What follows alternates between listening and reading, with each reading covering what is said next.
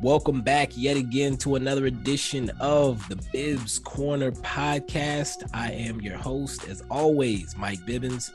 On Twitter at Bibbs Corner for most of the crap that I'm spewing online, and then Bibbs Film for the movie, TV specific stuff. Today, I'm here to talk about Miss Marvel. And I know I joked about it on the last episode that I'm recycling the same guys. It feels like I have co-hosts just unofficially. So I'm trying to branch out a little bit. And so I put the call out because for Miss Marvel, it is a property that starts to touch on things that the Marvel Universe has not touched. She is a young American from a Pakistani background girl whose family is practicing Muslim or Islam, and she I know my shortcomings in this area. Just in trying to introduce it, I'm noticing shortcomings because I'm not quite sure how to say it. I'm not quite sure how to dance around it. I put the call out. I had a few responses. Some people didn't want to come on the podcast and just gave me their thoughts. So we'll get into that a little bit later. But one person did step up, answer the call, and that is Saib on Twitter at SSAIB letter K. Saib, how you doing? Hey Bibbs, thanks for having me on. Appreciate the fact that you realize that it is a little bit outside of your scope, given the fact that it is such a different type of show, and appreciate just having a different opinion on. No, definitely. Like, I've listened to a few podcasts that are covering the show, and these are like major podcasts, and they're acknowledging their shortcomings as well. But I want to hear, these perspectives, and I've struggled to find them. So definitely glad you answered the call. Before we get into Miss Marvel specifically, introduce yourself, anything you want us to know about you before we begin this conversation. I guess, okay, so just for myself, my name is Saib, like you said.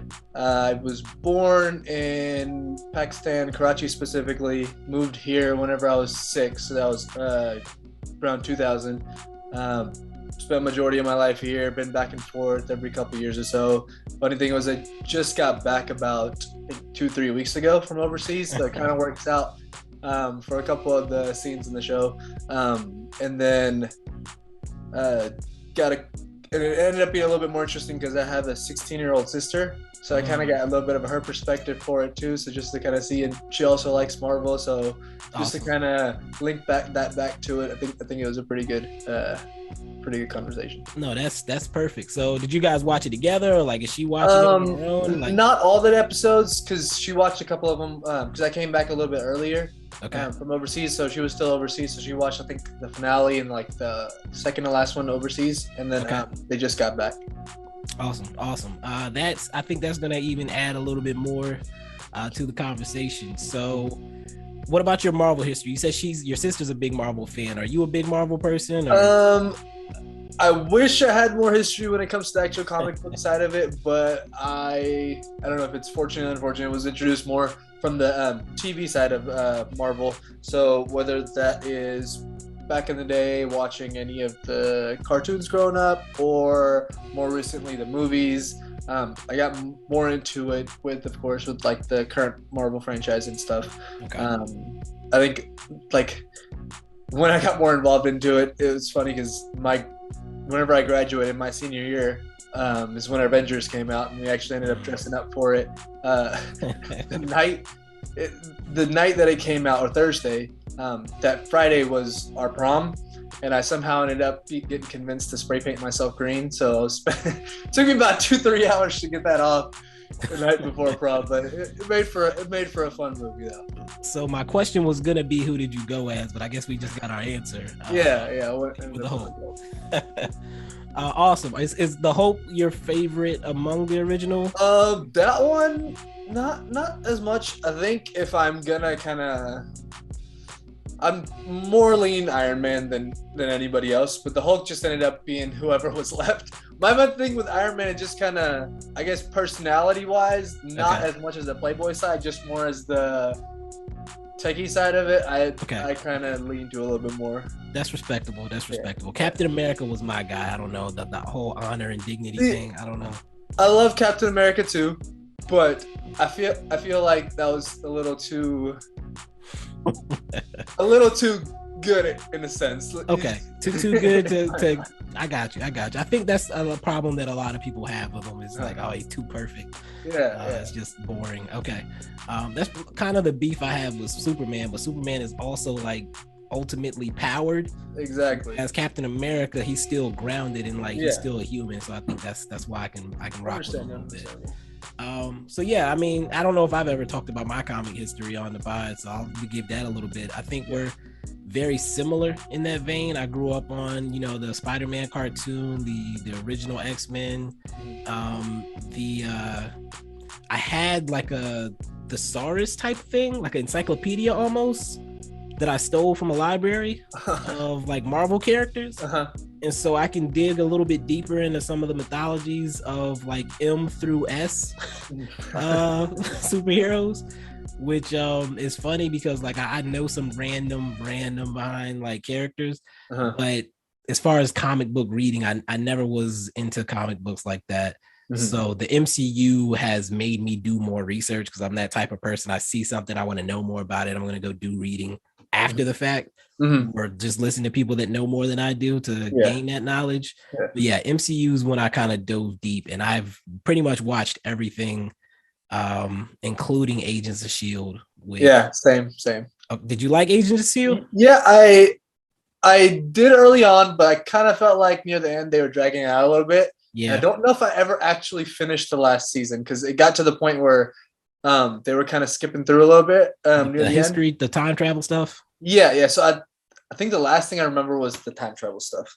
Okay, yeah. The last season kind of was all over the place, but I think by the end they get you where they needed to get you. I got you. It was a show that I think got better as it went along until like they finally had to close it out, and then they just got kind of wild with it. Yeah. Okay, I think that's enough background. So we are here today to talk about Miss Marvel. And I'm going to give a quick synopsis. It's a young girl growing up in Jersey City. She's a huge Captain Marvel fan who has a vivid imagination. I might say she has ADHD personally. Right now does it? Exactly. There's overstimulation, I guess. But she finds out in the series pretty quickly that she has abilities after trying on a family heirloom, and that's as much as I'm going to say without giving away the entire show. So my first question is this a show you were anticipating at all, or you just watch it because it was Marvel? Not necessarily anticipating as much, because I think with like the earlier shows like Loki or WandaVision, I felt like I saw at least a little bit more marketing from Disney side. Maybe that was just because those were early on shows. Right. With this one, I think I started anticipating a little bit more. I think maybe a week or two before the first episode came out. Okay. But I think overall, the other ones I was looking forward to more. Yeah, and you make a good point with the marketing, because I don't think I ever saw a real trailer for it. I think I might have seen somebody tweet it or something. But like I didn't see it on Hulu, I didn't see it on TV. Like I wasn't really seeing the marketing for it. Yeah. And to be honest, I missed when it first dropped. Like I wasn't paying attention. I think I didn't come into like the second or third episode when people were like talking about how nobody was watching it. And I was like, oh crap, like don't let me be one of those people that's not watching it. Because I hate with these type of shows when I know how short they're going to be. I would rather wait because I don't want to get hooked on it and then have to wait for the additional episodes. So I wanted to wait and kind of almost binge it, if you will. But once I started it, I was hooked immediately. So let's go. What were your initial thoughts and impressions like as you starting off? I think I actually watched the first episode, and then I went overseas and they didn't have it in specific places where I was overseas. So I ended up binging the last three, I think yesterday and the day before. Okay. So first 3 episodes, I guess the first one, I guess just my inherent background, I wanted to see like how much of the Pakistani American stuff that they would try to incorporate more into it, which I did appreciate. Okay. I think this is the fact that since I do have a 16-year-old sister, sorry, give me 1 second. Yeah, the part where she's the more teenage girl part of like the crushing and stuff, it made me a little cringy, but I think that's where I'm happy a little bit that my sister goes to a private school, mainly an all-girl private school. So Gotcha. That works out a little bit better for me, for my sanity at least. But they incorporate a decent amount of it pretty well. I can't remember exactly what all they went over on the first episode. Do you happen to remember? I want to say, I mean, you don't have to stick to the first episode. Oh, okay. But, we can talk in general.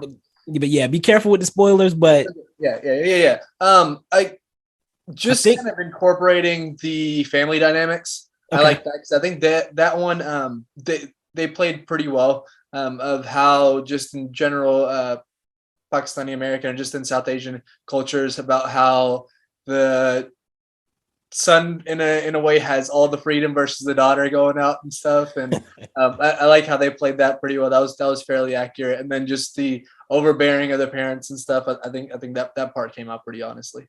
Okay, and I think one of the questions I had with that, and something that people have pointed out is, you know, like you said, the parents treat the two siblings differently, and you kind of have a similar dynamic. You're an older brother, you have a younger sister. Yeah.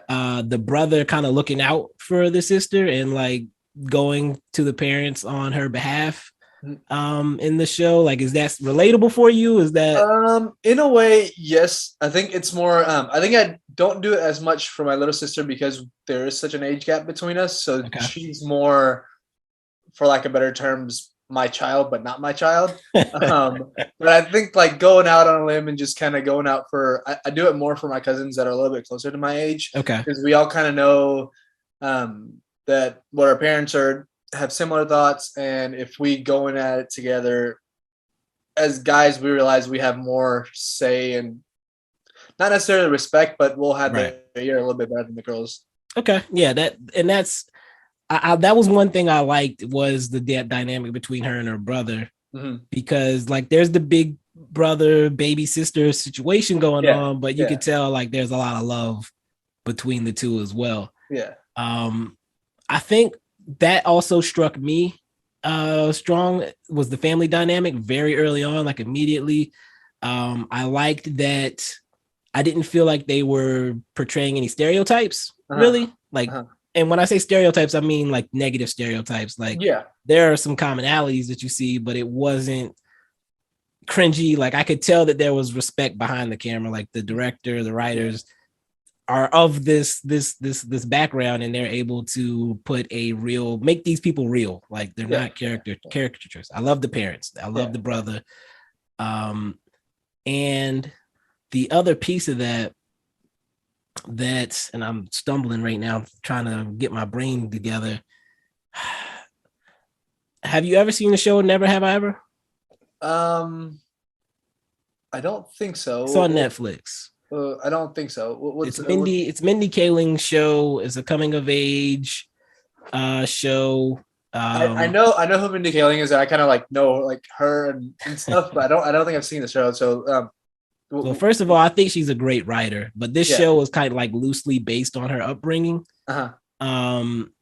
And immediately the main actress reminded me of the main actress from Never Have I Ever in like personality, like the quirkiness, the slight rebellion against the traditions, but like not too far. Like, she's still respectful when it comes down to it. There was a lot of that I immediately got. And first of all, I'm appreciative that we even have these properties that I can compare to. Yeah. But I almost felt a little bit guilty. I was like, I shouldn't be trying to compare these two girls to each other just because they're both brown girls that are like in high school and stuff. But I couldn't help it. Like, they're very similar characters.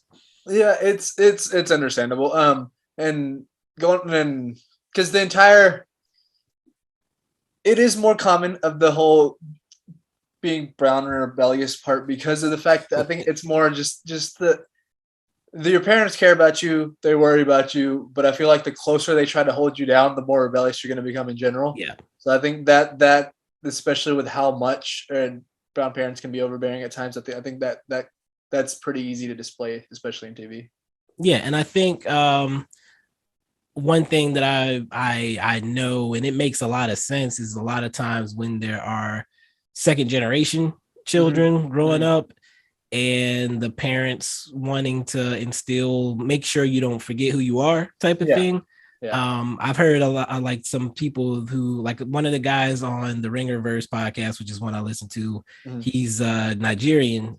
His parents came to America, and he talked about like he was able to relate to it on that aspect of it as like a first generation kid growing up and having the family kind of worried that you're going to forget, your roots. Yeah, definitely. I saw, and I think in this one, I believe they incorporated more of the parents kind of assimilating and stuff, especially with like, especially with their parent with her parents' pop culture references and stuff. Yeah. I feel like they assimilated a lot, but at least with my parents, they're definitely more of making sure that we remember everything from overseas, keep the culture and everything, speak Urdu at home.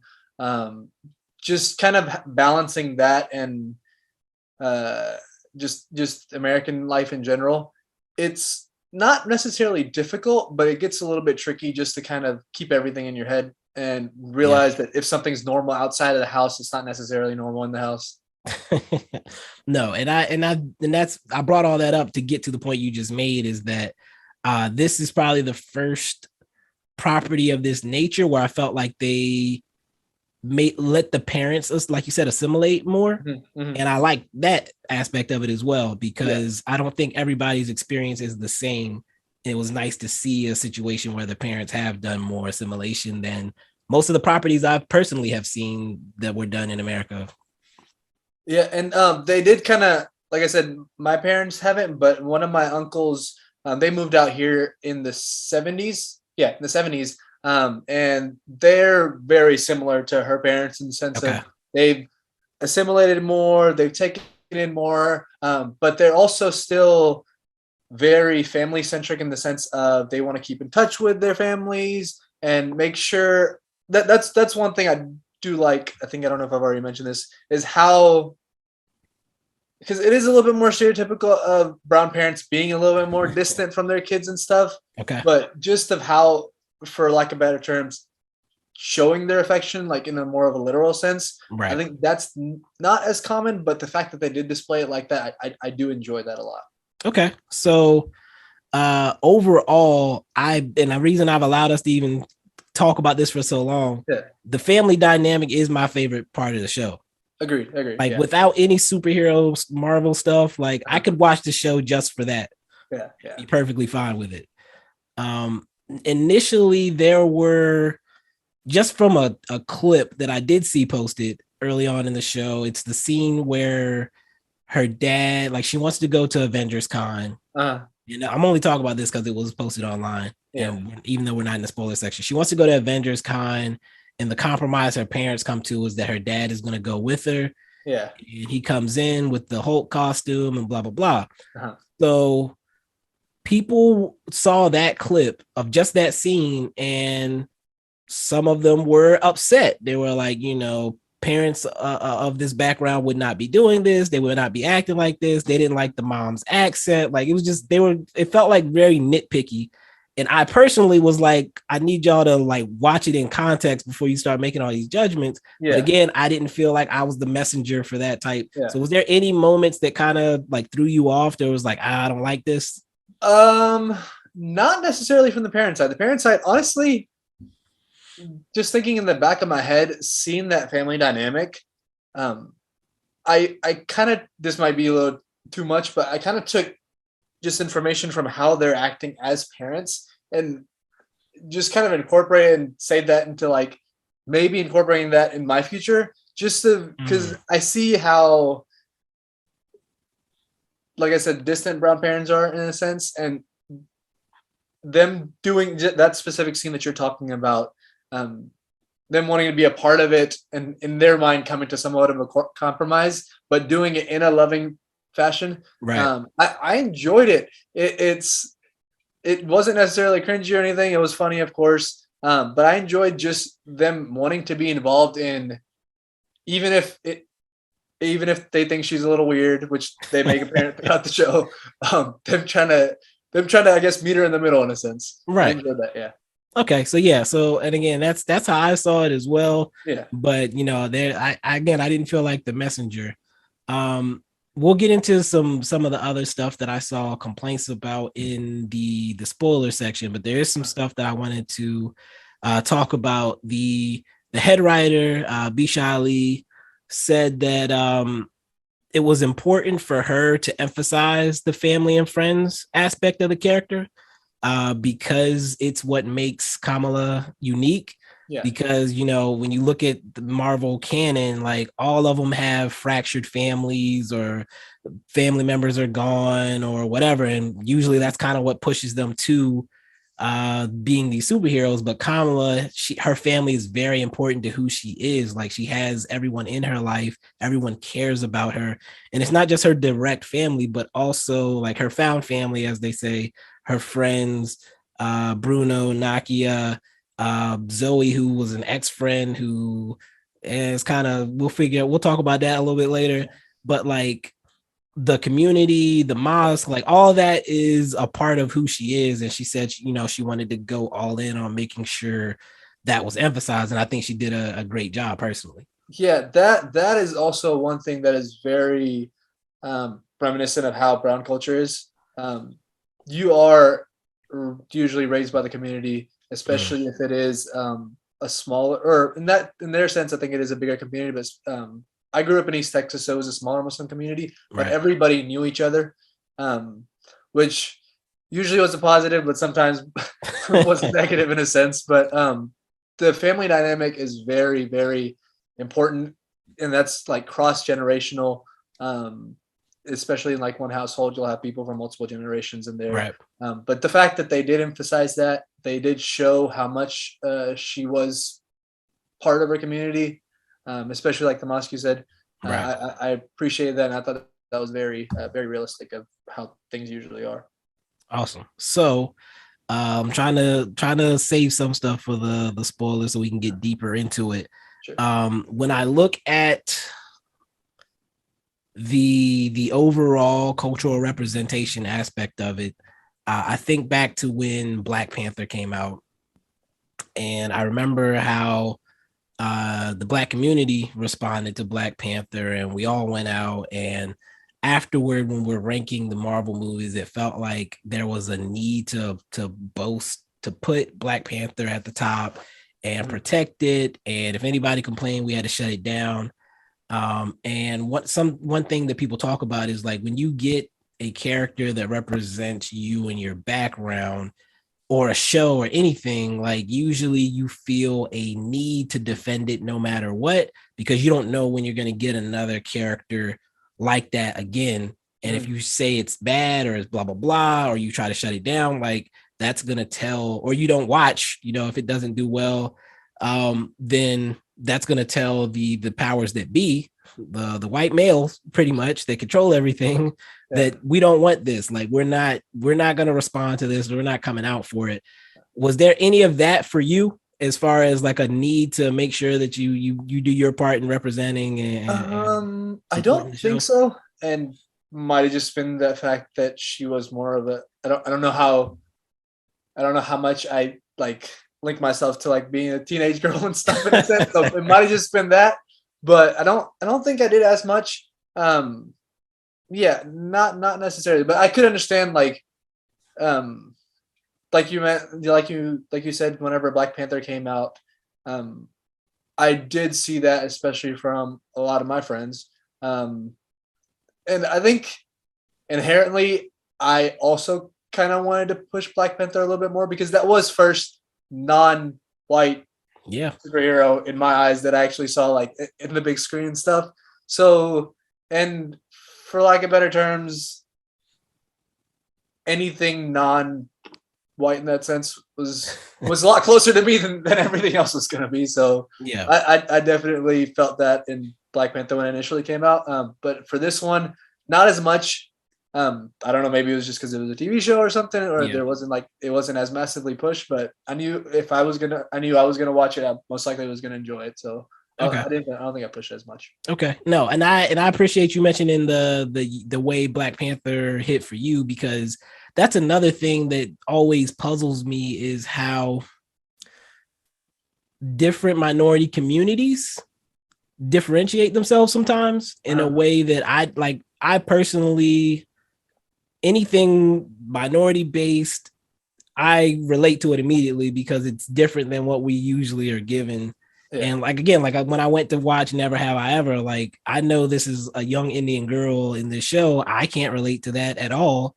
Yeah. But I want the show to do well because I want other backgrounds, other people from different people with different stories. I like to have more stories out there.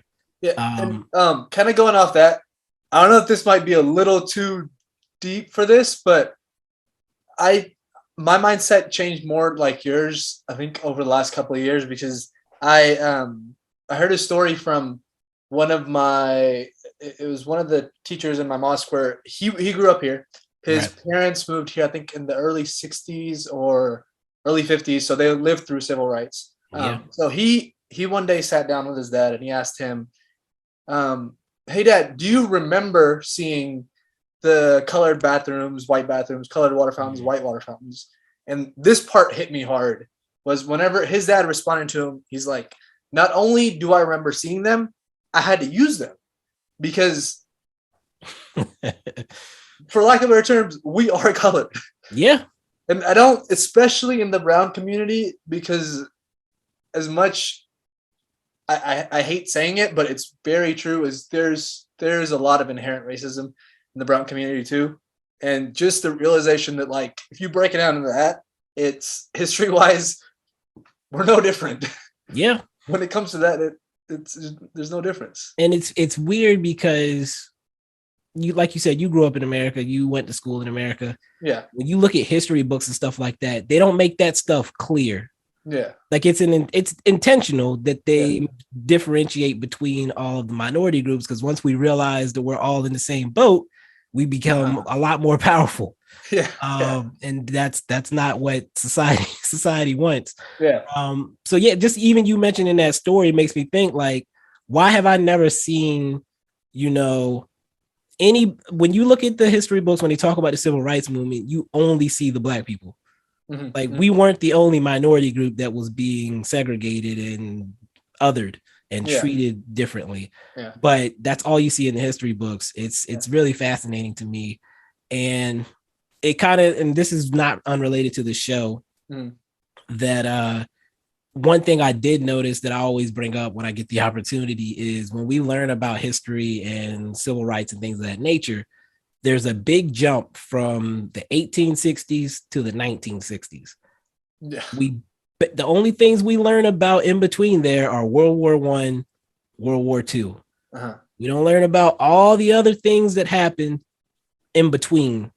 We definitely don't learn about the rest of the world, what was going on during these years. But like when you look at the Watchmen series, and I think Lovecraft Country touched on it as well, they talk about the Tulsa massacre in the 1920s. And one thing I saw was a lot of people say this is the first time they even knew this happened, type of stuff. Same. I think it might have been through Lovecraft Country, but or it might have been through whenever it initially started trending on Twitter a couple years back, was whenever I actually started looking more into it, because Tulsa's like a 4-hour drive away from me. But I would have never knew about it. It's absurd. And there were 15, 20 different places like that where stuff like that happened. We don't learn about it intentionally. Netflix had a movie a few years ago called Mudbound, which was set in, I believe, the 1920s, maybe even slightly earlier. But basically, two of the characters get drafted into World War I, a Black guy and a white guy from the same city. And we see the different ways that they're treated both in America and then when they go over to Europe. Like the black character in the movie is able to walk the streets without going through back doors. There's no segregation. He ends up like finding a white woman and like falling in love with her. But then he comes back to America after the war. And he walks through the front door of the store and it's like, what do you think you're doing? I just fought for you type of thing. And now like I'm go back to being a second class citizen. Like, which I love that they touched on that. Because again, we don't learn about these stories. They also touched on the Black Panther Tank Brigade, which is actually who Black Panther, the character, is named after. Oh, nice. During those wars, black soldiers were allowed, but they were still segregated. And what they would do is they would send out the Black Soldier Brigade first to let them take all the casualties, and then the white soldiers would come in behind and clean up, basically. Dang. But this Black Panther Tank Brigade, they would send them out, and they would just win the battles. And they just kept doing it. They were like, all right, well, you won that one. Let's do it again. And y'all go out here and die real quick so we can come out and clean up after you. Like, you've taken some of them out. They've taken all of you out, but we're going to come up and clean up. But they just kept winning battle after battle. And they really like turned the tide of the war in a certain way. Again, a story we never hear about. So in this show, they talk about partition. I had absolutely no idea that this occurred. I did not understand the ties between Pakistan and India. And my only, and this may be a stupid thing to even bring up, my only knowledge of a tie between Pakistan and India is in college. I had a friend, a guy we met playing basketball who was Pakistani.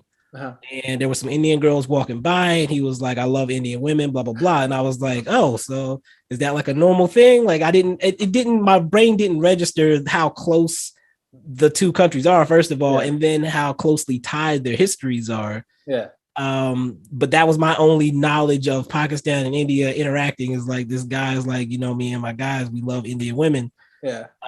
Which looking back, I'm like, well, that's not really a huge distinction, but I don't know. It didn't make sense for me. So from your background, how much did you know about partition, and how, like, is it something that regularly comes up in your circles, or?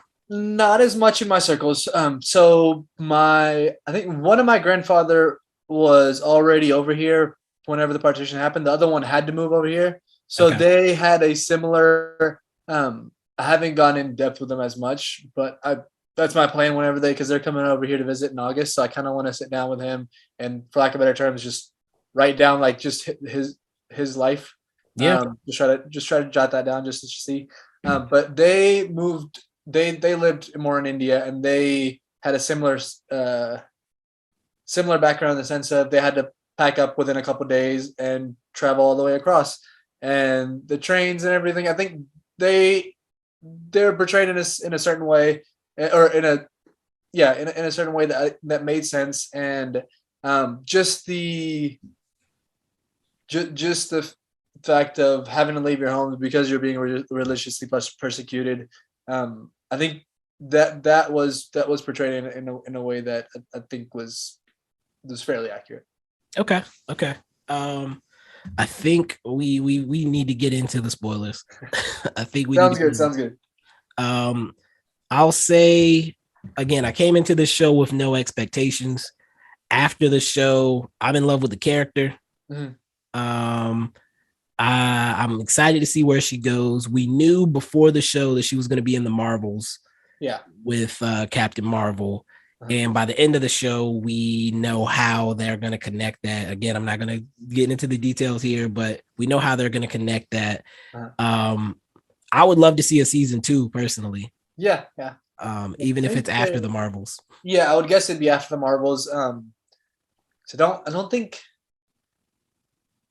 I was trying to think if they like maybe dropped any hints or anything of any cliffhangers or anything that I could think of, but not really. And I listened to an interview with the writer who talked about some of the things she had to take out of the show, and we'll get into that in the spoiler section. But some of the stuff she had to take out of the show, she wasn't able to expand upon.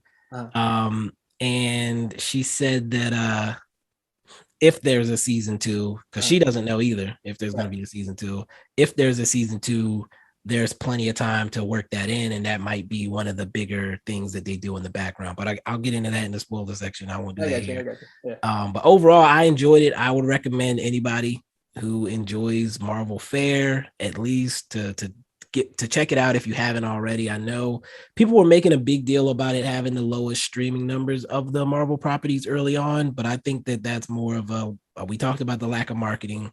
I think the timing was kind of weird as well because there's a couple Marvel movies out around the same time, and this is a completely new character. And the numbers that the show hit in the first, I think it was week or two, whatever the measurement was still better than almost every other Disney Plus property. So like, what are we doing here talking about it being the lowest? Like, it's still, I think it had like 500,000 households versus the million that the others had or something like that. And it's like, that's still a lot of households, and it's on here permanently. So people can go watch it whenever on their own time. Yeah. Just to kind of go off that, I think it might have been the fact that it is like a non-white character, on top of the fact that I usually have seen, and maybe this is because most superhero fans or guys is usually the ones that have like the women leads don't get as much of a push. And I think if they market it, or if they had marketed it more as in a way that they did maybe Spider-Man, the first one, then I think it might have had a little bit more traction, because that's probably the closest vibe that I get if you want to ever compare it to anyone, if you want to recommend it to anyone. That's the closest vibe that I get from no, and I think that's accurate too. I think I saw one of the only things that I saw people saying they didn't want to watch it is that it looked too kiddie.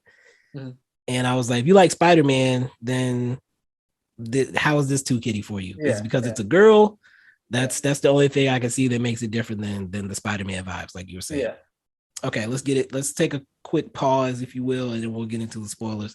I'm just gonna take a sip and we can get straight into it.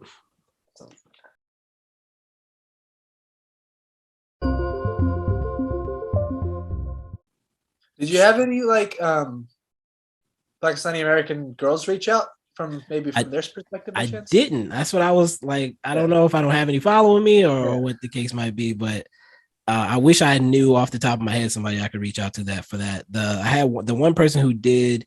There's a guy's Twitter handle is Kareem Oweek. And I'll read what he sent me. He said that I'll just read the whole tweet. He said, I'm not sure if I'm up for a pod, but I just wanted to share. I'm a second generation Pakistani immigrant on the older side, mid 40s, who's grown up here his whole life. I found myself super emotional watching the first episode, since that is the first time I felt like we were not shown as terrorists or bad guys, just normal people. It was more moving than I expected it would be. Seeing the shit way Muslims have been represented in media in the 80s and 90s, and especially after 9/11, it was awesome. Yeah. So, I definitely agree with that. I think I could definitely agree with that too. Yeah. So again, he's in his 40s, and obviously, I think you said you're in your 20s. Yeah, I'm 28. Yeah. So just again, a little bit different perspective, a little bit older person who's seen more crappy portrayals of himself in media. I'll say this: I feel like there has been a transition away from the Muslim terrorist trope that we've seen in almost every show and movie out here for a while. I think they're starting to get more Russian or white extremist on that side. Yeah, definitely. I think the last one that I specifically remember, I think was more of, I don't remember if it was HBO or Showtime. It was I can't remember. It was one of their shows. I think that was the last one that I remember. That was like a major one that kind of got more backlash on, but I can't remember exactly which show it was.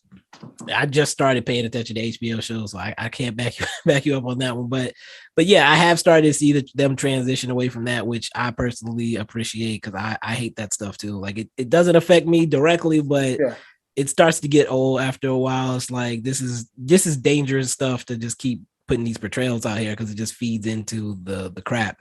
But it's funny because I watched The Boys. I don't know if you watched The Boys. I haven't watched the new season yet. I've watched. I watched all the way up to this season, but I haven't started. Okay.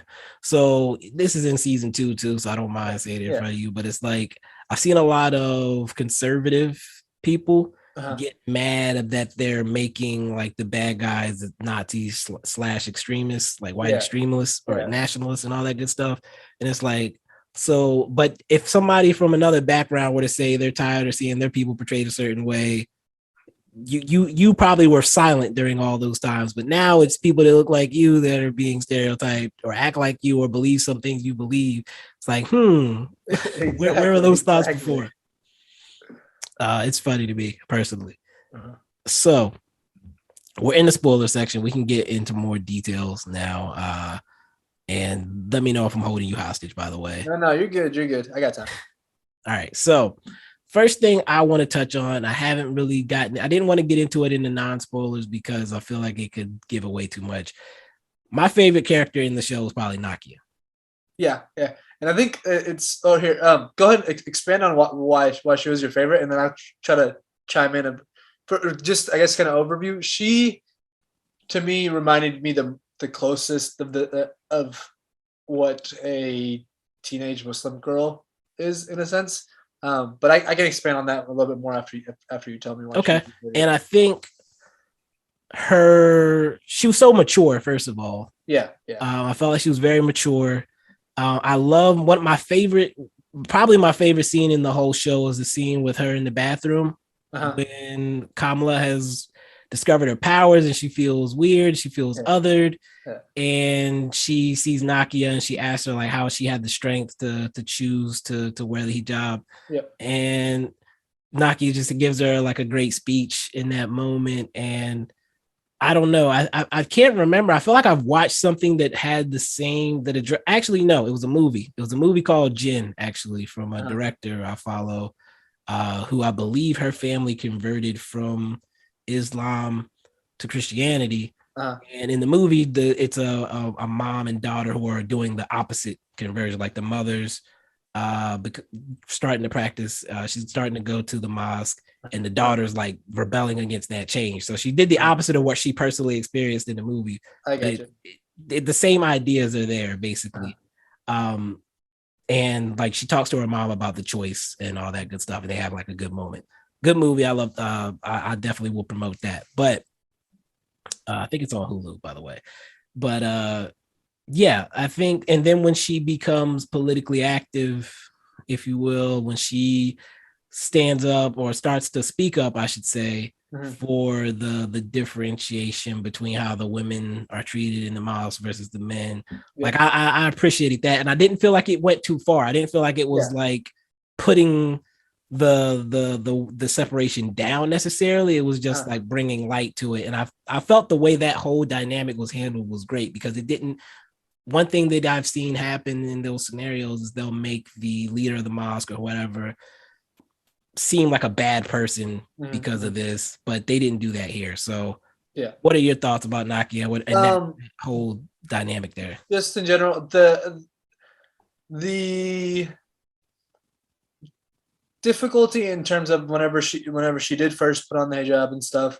That I've seen a lot of my because a lot of my friends started wearing it in around high school and stuff, and because it was like a personal choice of theirs. So Right. just having the courage to actually have it on, especially just all the crap that you get for it initially, and growing up in East Texas, I think they felt it a little bit more too.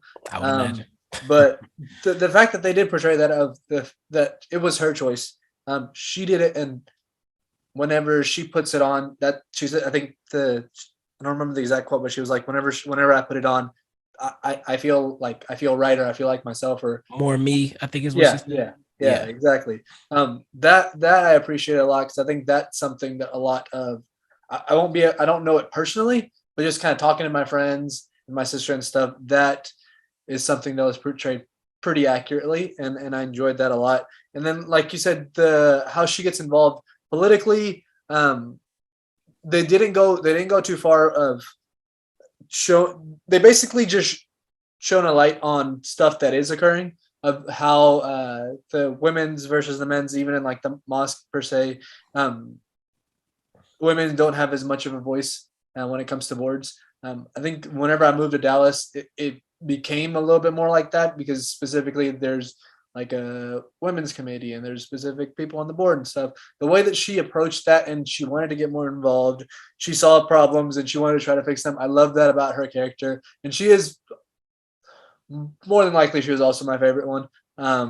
Just because I feel like everything they portrayed her as seemed very realistic and something that I could relate to, whether in my life or just the people's lives around me. Okay. And another piece of that is that her and Kamala can be friends, and it not be like I was willing to take this step, you weren't type of thing. Like they were, definitely. You could tell there was no divide between them. They loved each other, and it was great. Now Kamala is hiding the fact that she's a superhero from her because she doesn't like superheroes, which becomes a thing. And I think people were mad that the show didn't give them more time to deal with that. It's just kind of, she finds out before Kamala like leaves the country, and then Kamala comes back and she has like a "I didn't tell you because I didn't think you would like me" type of thing. And Nakia's like, "Are you for real? Like we're friends. Like I'm not gonna just not like you all of a sudden." And they just have it like a brief moment because they're in the middle of turmoil at the time. The writer, and this is where I get to bring that up again, in the interview, she mentioned she was asked like about things that she had to take out, things that she wanted to do that she wasn't able to do, and she was like, not knowing whether or not I was going to get another opportunity to tell these stories. I had a lot of things I wanted to put in, but I didn't want to put too much. And she said I had to think about how much time we had and what I wanted to do, and I chose the Mosque Board storyline to be the one that I focused on. And if I do get a season 2, maybe we can come back to this. And what she wanted to also do was have a gentrification conversation. And she was going to have the mom, Muniba, and Nakia both kind of participating in that. And she said, again, we might get that in season 2, the gentrification conversation. But essentially, part of the Kamala coming and her mom getting closer over the course of the show was going to be her mom fighting this whole gentrification thing in the city, and her coming to respect that or something. She said she had a line that was like, everybody finds out that she's a hero, like her family, and Kamala, like in a public place, like says, "My mom is my hero" type of thing. Because of her. I think that just the backlash part of it, now thinking back, I feel like they did rush it, but even if, regardless however many or however much time they had to do the entire thing, you still have to, in the end of the day, you still have to chop up stuff. Maybe, hopefully, if they do get a second season, they do go more in depth or in that, but I don't really know how they're going to do it going back, but maybe they might bring it up in a way. But I do feel like they did rush it a little bit, and that would have been an interesting part, the gentrification part. One other thing that I've also noticed is the incorporation of more minority shows. I think they're able to talk about stuff like gentrification, like just races or blatant racism, more taboo stuff. If you incorporate more minorities in the shows, you're able to open up a lot more of what you can talk about. Exactly. It's not like these things haven't been around, but if you're centering the stories around white people, it doesn't hit like it should to talk about these types of things. She also mentioned, and unless you have more you want to say about Nakia, I want to bring I think here, let me look at my notes. Take your time. And I'll add, since you're looking at something, that there was gonna be a community center that this gentrification storyline was kind of centered around. I got you. No, I think that's pretty much all I had on Nakia. Okay, so the other thing that she said she had to take out was more of the red daggers. So basically, there was going to be more of a training with Kamala in Pakistan with the red daggers, and she said you can kind of see in the show, like when she comes back, like there's a jump in her fighting skills, and her ability. And she was like, I don't know if they filmed it or she wrote it. She was like, pretty much like the jump was because she was supposed to have spent time with them and done some training with the Red Daggers while she was there, and got got more of a better understanding of how her powers work and what she's able to do. Yeah, that makes more sense now, just because of the jump that you see whenever in the final episode of like her being able to embiggen herself and stuff. Just that change in power from basically just trying to make just to be able to fly, or not fly in terms, but just be able to move in the air. Right. That seems like a huge jump in her abilities. Yeah. And one thing I saw people complain about is like, where did the word embiggen come from? But that also would have been part of that training thing, is like she learns how to, not necessarily how to do it, but like how to like harden whatever around her body. Yeah. And like that's where that phrase initially comes from before she just randomly says it in the finale. Did you look at any of like the comic background of her, of like what all they changed and stuff? So again, I'm not familiar with the comics, but I do play the game Marvel Contest of Champions. And I've seen that character in the game, and apparently like her body actually morphs and grows. Yeah. Are you familiar with the comic?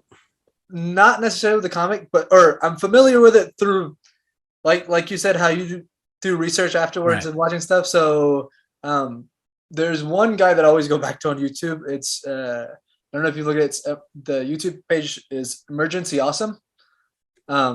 He kind of explained all the background and stuff. So originally in the comics, she is an Inhuman, right? And like her powers are comparable to Mr. Fantastic, right?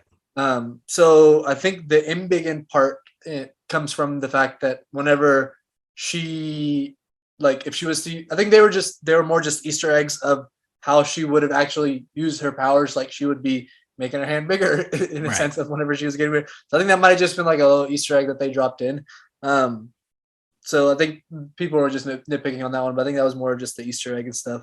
I think we can talk later. I don't know if you want to talk now, or we can talk later more about like what all they changed into it, because it kind of leads into how she's going to be incorporated into future Marvel stuff. We might as well get to it. I mean, sure, yeah. So I will say that that is one of the biggest complaints I saw was the change in her abilities. But it felt to me like one of those things where people are just complaining to complain. Yep. Yeah. And I think when you think about how her comic book abilities would look on screen, I didn't want that. Yeah. I'm perfectly fine with what they changed about how her abilities work. And you may be about to get into this. I'll tell you this. This is something that I learned listening to podcasts as well. Yeah. You mentioned her character being an Inhuman in the comic. Character was created in 2014. Yeah. And if I'm not sure when the Inhumans were created, but they were created more recently as well.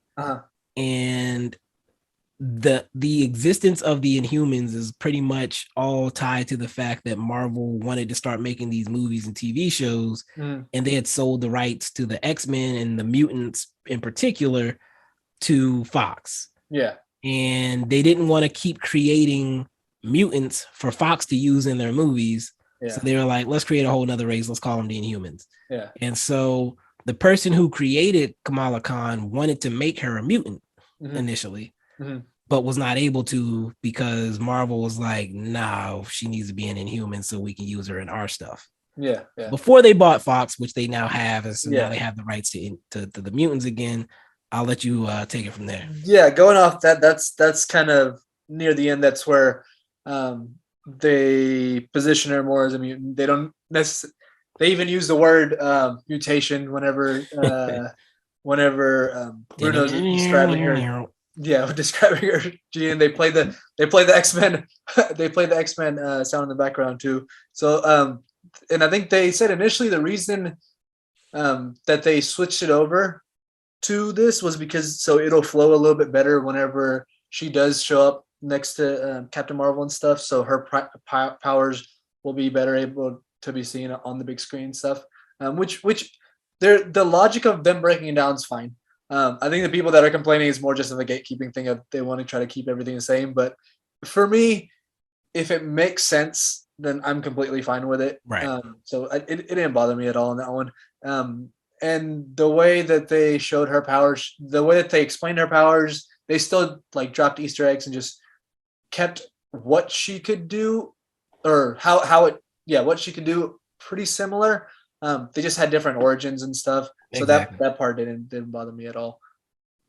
Yeah. So you mentioned the mutation line, and it was funny because people were like, why did they feel the need to put the X-Men theme song there? And it's like, if they don't do that, people are speculating. Some people are doubting, like, oh, they're not doing it. They were like, they wanted to leave absolutely no doubt that Exactly. they're announcing her as the first official mutant in the MCU.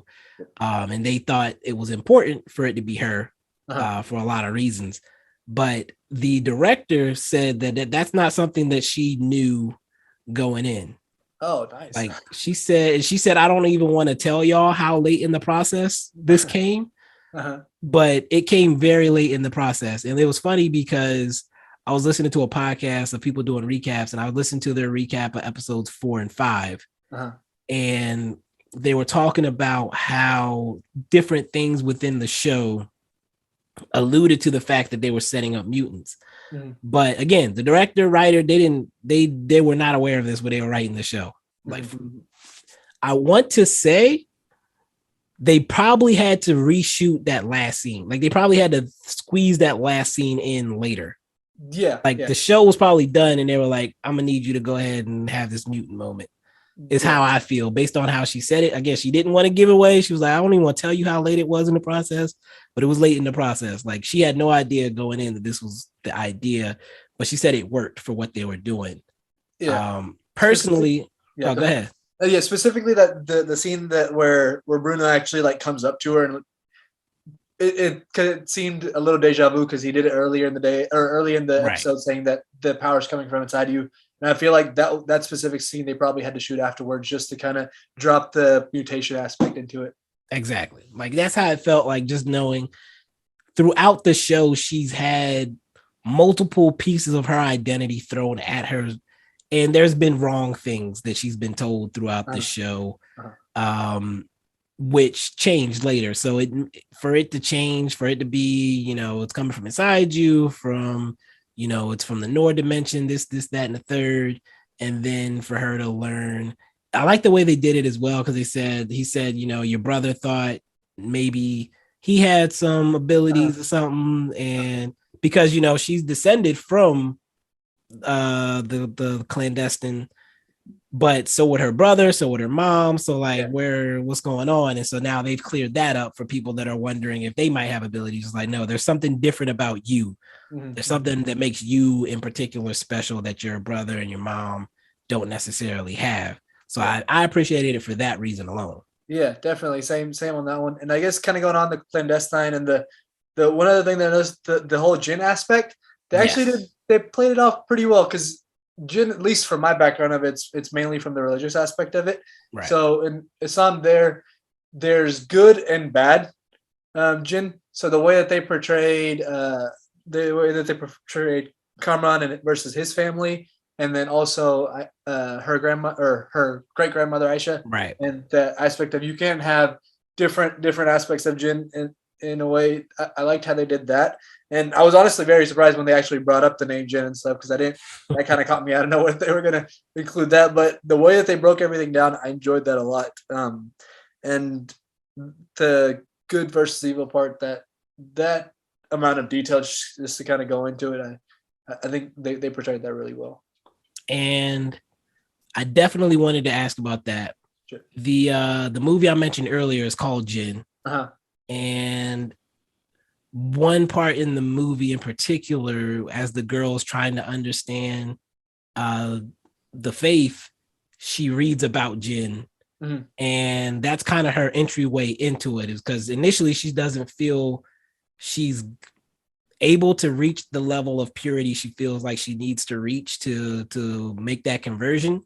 Like, she can't be that wholesome or good, or she puts on the hijab, and then she like takes a picture with like a low cut top, and it's like the people in the mosque like shame her and all kinds of stuff. And she's like, I can't get to that level yet. Like, this is still new for me, type of thing. but she reads about the jinn and the idea of some good, some bad, and she embraces like that's how her like entryway into it. Mm-hmm. One thing that I saw a lot of people complain about was the use of like calling these people jinn, saying that it's not accurate, it's not like sensitive to what jinn are. So to hear you say that you thought it was, okay, so the way, and this, I wish I had more religious knowledge in terms of this. okay, For me personally, the way that the jinn are broken out, majority of the times they are showed in a more negative aspect, in a more scary aspect per se. But the origination of it is in Islam. The followers of, or majority of the followers of Satan are jinn. But just like humans, there are good jinn and bad jinn. There's jinn that are Islam, that are Muslim, that practice Islam. So jinn more, or say, breaks down just to being a different species, race, or whatever you want to say. okay, It's just different. It's like human and jinn. So there are good, there are bad. I think the only reason I can think of people complaining is because they are shown in such a negative aspect, because majority of them, or I'm not even 100% sure if it's a majority of them, but the way that they're portrayed, they are portrayed in more of an evil sense.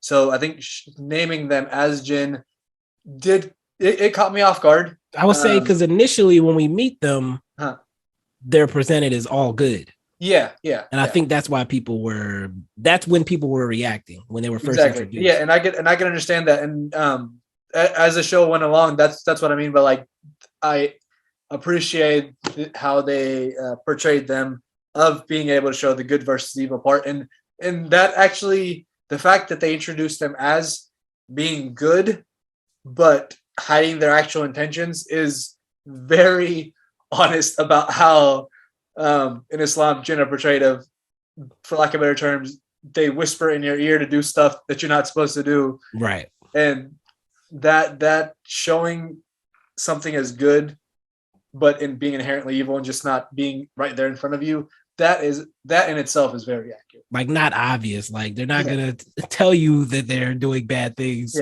right up front. They want to win you over first. Yeah. Exactly. That was another case where I felt like people were panicking prematurely, or like, again, just looking for the thing to be mad about. And then, like you said, I feel like once you get to the end, you realize what they were actually doing. Like, I felt like that happened multiple times in the show, where they introduced something, people immediately reacted to it, and then later in the show, as you get more context, you realize they weren't doing the thing you assumed they were doing. Like, I appreciate what the writers and director did. And again, they're coming from this background. They know, like, why are you doubting their ability to tell these stories? Like, this isn't John Strickland who's doing this. Like, this is these are people that know what they're doing, what they're talking about. And I think that comes through very strongly throughout it. And I think with the Red Daggers, Waleed mentions that if the Hulk had landed in the mountains, they would have called him a jinn. Exactly. That idea, because he's just different. Like you were saying, he's different. Yeah. So again, I think they covered it in such a big way that there shouldn't be any, I don't think, problems with the use of that term in the story. I think it added to the story and made it more culturally relevant, personally. Yeah, and the fact that I did end up binging most of it probably was one of the reasons that I didn't have that initial mindset, because I didn't have a week to think about, why did they do it like this, or why are they getting all this completely wrong. And especially the thing that you mentioned about Waleed saying if the Hulk had landed, pretty much anything that's magical or outside of the ordinary is going to be portrayed as a jinn, especially in Islam, where there's like an emphasis on like black magic and stuff. So anything like that definitely makes sense. Okay. So, and again, I can't give enough credit to the people behind the show, because I feel like they didn't, and again, my perspective is somewhat limited, but I feel like they didn't leave any stones unturned. They didn't leave any room for ambiguity on any of these topics. Is there anything that you feel like they didn't cover enough at all, or didn't go deep enough into? Uh, Nothing that I could think of that actually needed to go more in depth. Okay. I guess like if other people point it out, maybe then I'll notice. Like you pointed out earlier about them not really going into her and Nakia's relationship and actually like telling her that maybe now that I notice it, then that's something that I would point out. But other than that, I don't necessarily think so. I think how they tried to break down or how they try to use Noor as a reason for where their power came from. I think that if that would have been the way that they would have stuck with it the entire time, it might have annoyed me a little bit. But since they pretty much the source of her power, the explanation kept evolving over and over again. So that was just, to me, that just seems like a step in the middle. Okay, this is why this is happening to you. But then you later learn that okay, it only has specific people because of the specific mutation stuff. So that didn't bother me as much either. And yeah, I don't think I had any specific. Yeah, any problem I had with the show was tied to, and it was obvious to me that it was tied to the fact that they just needed probably 2 more episodes to tell the full story that they wanted to tell. Yeah.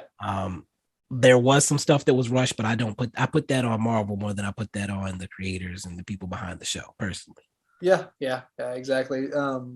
Probably another episode of just her training more, just I guess because I think that maybe builds a little bit more connection with the audience of just seeing how she grows and stuff, or more like friendship stuff too. That would have been good. Yeah. And I think, like I said, this is more just because I have a little sister.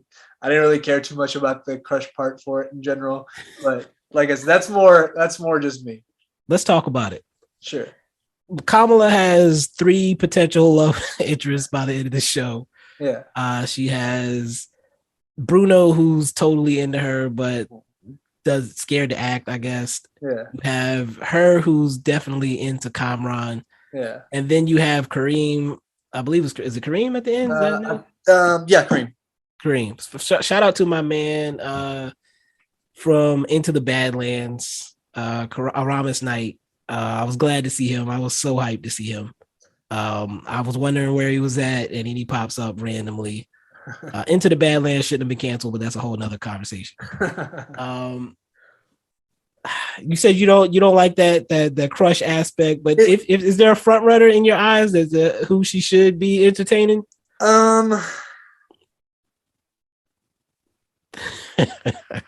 I think if you don't want to talk about it, no, it's fine. I'm fine talking about it. It's the like I said, the specific part of just the party scene, the whole slow down the music, come out of the pool stuff. That part was a little cringy. I'm not gonna lie.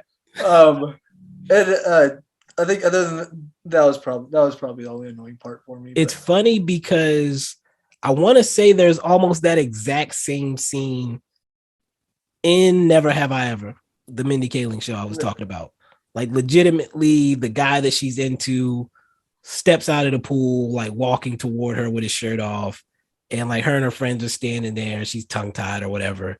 I almost in Miss Marvel, she's standing on his shirt, I think. Yeah. I want to say it was almost exactly the same in Never Have I Ever. Now I'm thinking about it, like she was like standing on something or like in front of something that he wanted. No, she thought he was coming up to her. And he was actually like trying to get to somebody behind her or something like that. But like you have the slow motion, like him walking up and her like frozen. Yeah. And then he's like, "Hey, Steve," or something like that. Like she's like having a whole conversation with him, and he hasn't heard a word she said the whole time. Anyway, it is a teenage girl. They got to throw some of that stuff. Yeah, in. Understand. As an adult male, I couldn't care for that less either. Exactly. What was I gonna say? I do feel sorry for Bruno. I'll say that. Yeah, definitely. It's a very stereotypical TV best friend doesn't know that his best friend doesn't know he or has the feelings and stuff, and especially whenever he's having to leave, and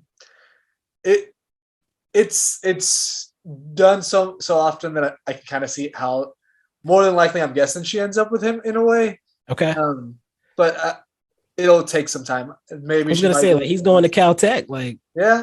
But I think it was or at least the way that they described it, he'll go like a summer in advance or something like that. Or I don't know exactly. Yeah, I think he was going early. So what was I gonna say? There's something else. Who'd you have as like who was your front runner in your mind? I think I'm Team Kareem. I think I don't know how much I trust our guy Kamran by the end. Yeah. I don't know if he's corrupted. See, it'll be interesting because like Kamran and Kareem are going to be spending a lot of time together because they're both in Karachi, and like I don't know, they're both far away, but Karachi is a lot farther than California. I don't think. That is true. That is everyone's away from her. That is very true. She's so as her brother, I'd be very happy.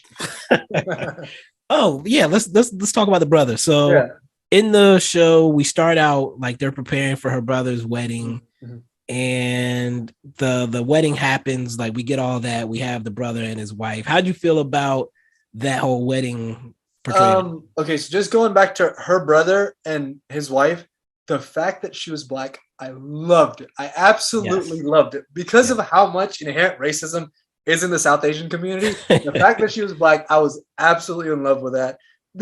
It's not completely uncommon, but it is very uncommon. Okay. And just putting it out there, I know people will be annoyed about it. And there's no reason to, but bringing that stuff to light, making stuff ordinary that should always be ordinary. Yeah. I always love stuff like that. And I think the way that they portrayed him, they portrayed him more religious. They portrayed him in a way. I love their brother-sister dynamic, and how he does try to help her because he realizes that he has more sway with his parents. And I especially loved the talk that he had with his dad, like right before he was about to go get married, where he was like, I only have a couple $100 in my pocket. What am I doing? How am I going to be able to do this and stuff? And the way that his dad broke it down, that really got me. Awesome. Yeah, no, I love the brother too. I also like when he walks up with the fiance, I was like, yes, like I love it. Because I love the character so much, like it made it easier to see. I'm glad you mentioned that it's not very common because I wasn't sure.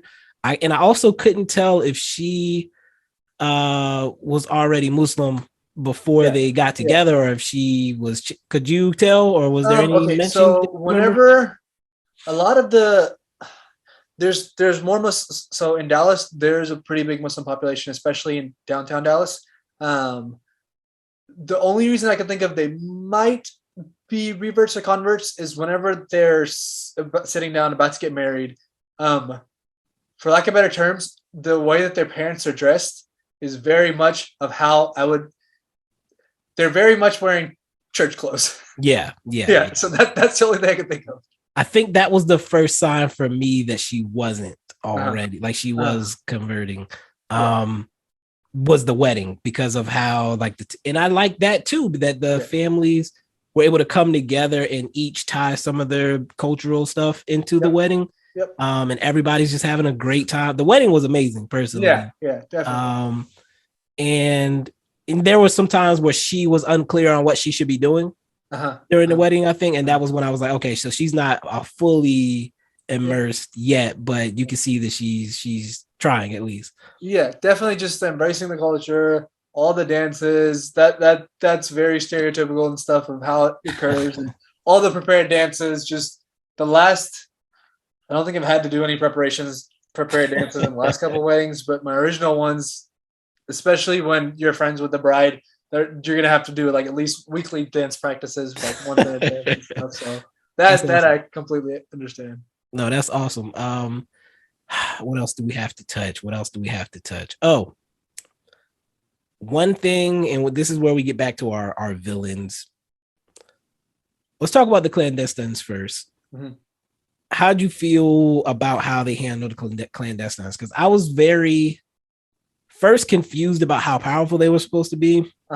Second, confused about their ability to use their powers and or not use them. I couldn't tell if they were able to use them to a certain degree. And then how they are just dispatched so easily in the end. Like they just kind of sacrifice themselves. I mean, the last one, she kind of sacrifices herself. And I was like, well, that was anticlimactic. Yeah, so I agree with that. It's because that's one of the things that I kind of try to do more research on, just post shows and stuff. Where the way that they broke it down to me was they have similar powers, but they're not able to access it because of the fact that they were all born in that separate dimension.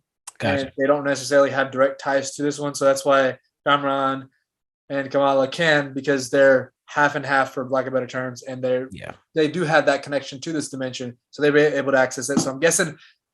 So whenever I had that in mind, I kind of just took it as they're stronger than normal human beings and stuff, and they still have like their training, for lack of better terms, Right. But they don't have extra powers like They everybody can't else pull does. they can't access the Nord dimension to expand their powers. Yeah. That kind of brings me to my other thing is Kamran doesn't need, like, in our minds, we're made to believe Kamala needs the Bengal to access her powers. Yeah. Kamran, once he has them transferred to him by his mom, is just able to do it. No, like, what's it like? No special trinket or what have you is attached to him when he's doing it. So, what was your takeaway from that? Because I was at the end, I'm like, does she not need it? Like, what's going on the way here? that it was described to me is very much like it's a very Thor's hammer type thing.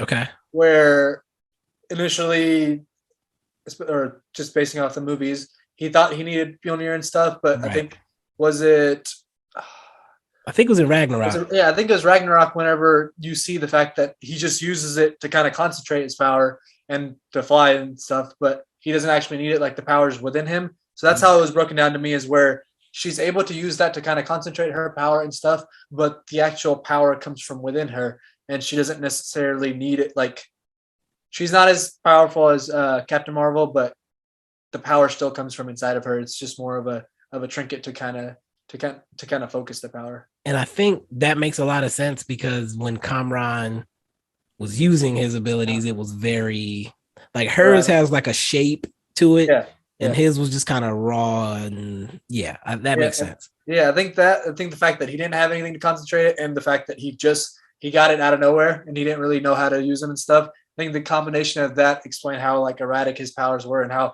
he wasn't necessarily able to control like the degree of however much he wanted to put out and stuff.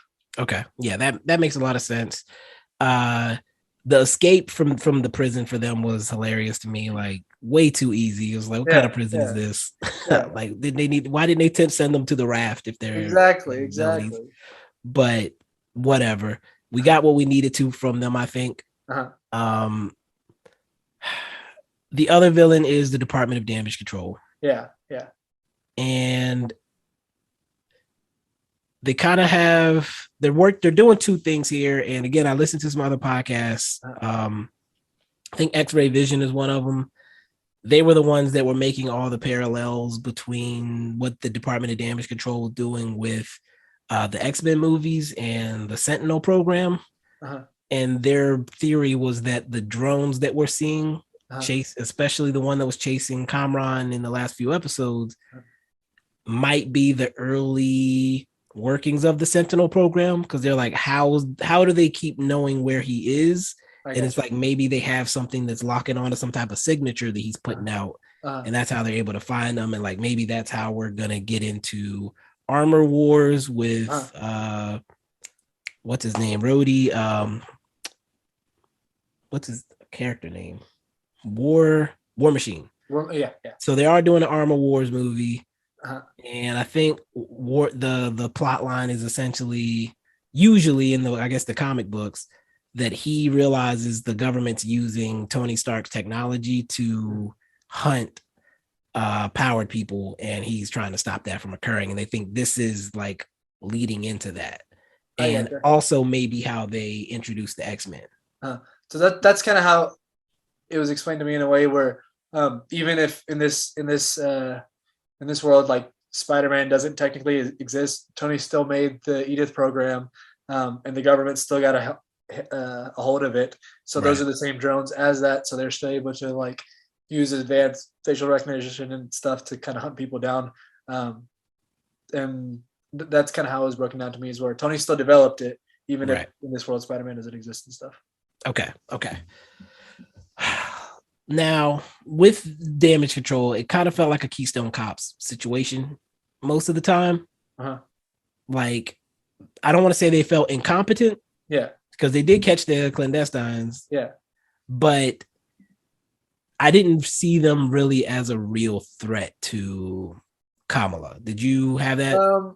I agree with you on that one. I think in my mind this is also one of the ways that they did like the underlying messaging in a sense of they portrayed of how, because there's like, for instance, the FBI has like a vast history of spying on mosques and stuff, and how like trying to get infiltrate informants and stuff. So I think that was more of a tongue in cheek of being able to portray that, even if it's, I think they were somewhat obvious with it, but not being crazy obvious with it, where they were able to show, okay, this happens. It's very regular, storming in without warrants per se, and trying to get people at the mosque to basically snitch on members of their own community and stuff. So that's very obvious. So I think I saw it as more of that. And the second, then them actually trying to capture him and stuff as more secondary. And I think the fact that they were able to portray more of the community sense of in the finale, where they're able to show how they come and surround Karma and Kamala whenever they are trying to take them away and stuff. Just an overall depiction of just overreaching on the government side.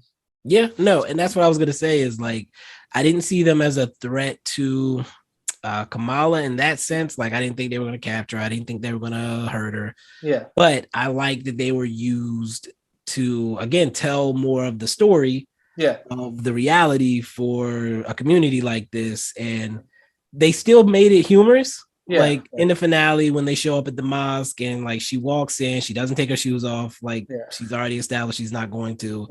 And she's like, I need all of you to show me your eye. And like you look and everybody already has their IDs out. And they're like, yeah, we've been here before. Like we know how this works. And then the guy comes up and like offers her the cookies.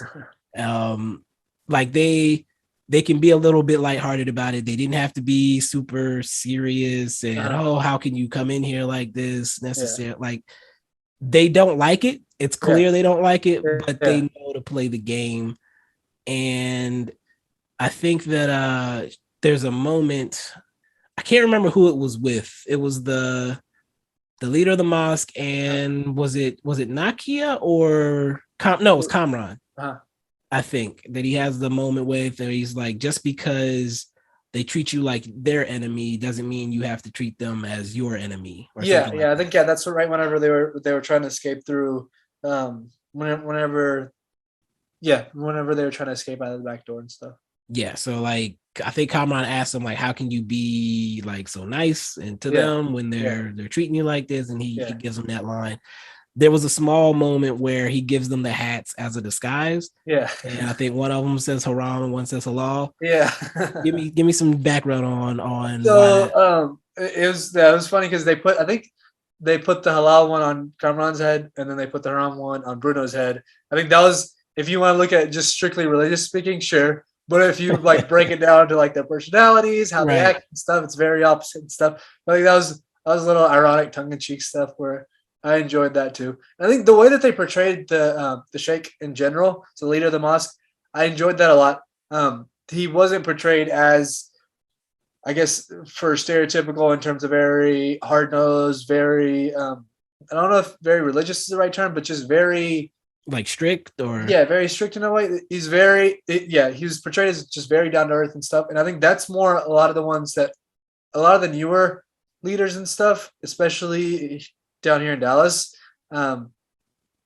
They are very in tune of who they're talking to, in a sense of they're able to realize the fact that all the sermons and all the religious stuff that works overseas doesn't necessarily work now, because you're living in a completely different world. Like you're living in a country where Islam isn't, where you're the vast minority, where you're having to incorporate yourself in other parts of society, and not being able to speak about stuff that is taboo overseas doesn't really help anyone. So being able to speak out, and especially the ones based out of Dallas, they are very much involved in like civil rights and stuff.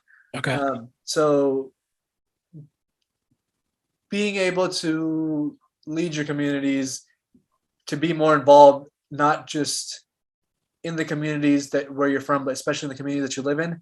Because one other thing that you see a lot in people that immigrate over here is, to them, this will never be their home.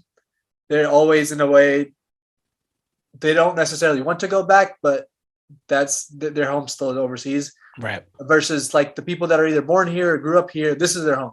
They're going to have to, this is all they've known. And that's kind of like a little bit of clash that they get with their parents and stuff. So a lot of the religious leaders do emphasize being part of your community here, joining a lot of the civil rights stuff over here. So the way that they portrayed their mom as being more down to earth and more just relatable. Yeah. Especially when he sits down and has the talk with Kamala about good isn't something that you are, it's something that you do. That was very well portrayed. He had a lot of great moments, I would say. Like they did a good job of, like you said, making him accessible, I guess is the word. Yeah. Like he didn't seem like this powerful figure that was hard to approach. Mm-hmm. Like the fact that Nakia felt comfortable enough to speak to him, like in a certain way, was like the first sign that he wasn't going to be that stereotypical portrayal. Yeah. Like, of course, he like, this isn't the time for this type of thing, but the fact that he even like allowed it to occur and didn't like immediately shut it down, I immediately knew that we're doing something a little bit different here than what we've seen. So I appreciated that character for sure. Is there anything we haven't hit yet that we need to hit? See.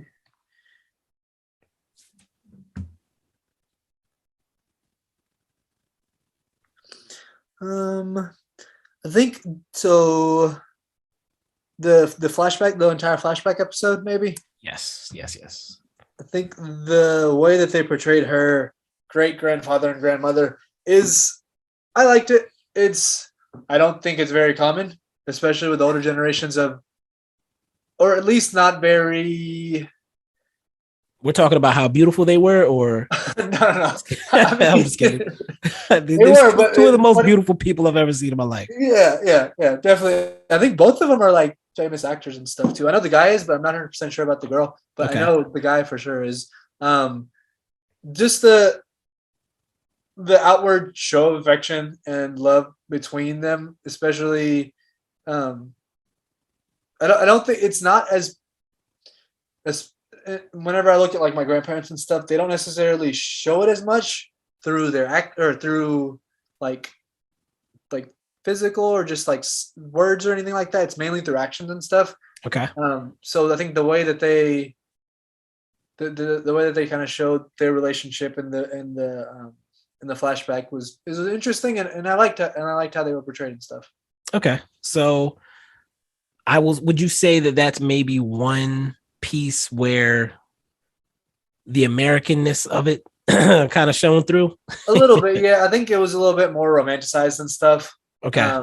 Because especially back then, the emphasis on like arranged marriages was pretty common for that. But then again, that is the only way I can think of that would make more sense would be, since it was still India, it was more of a cultural thing over there, but then again, it's still a Muslim household and stuff. So I think that was more just for more Americanized, more romanticized and stuff. So I think that one was a little bit different, but it wasn't different where I hated it or anything like that. Like, okay, they went completely against this. They did something that they shouldn't have. It's just, they did it because it works better on screen.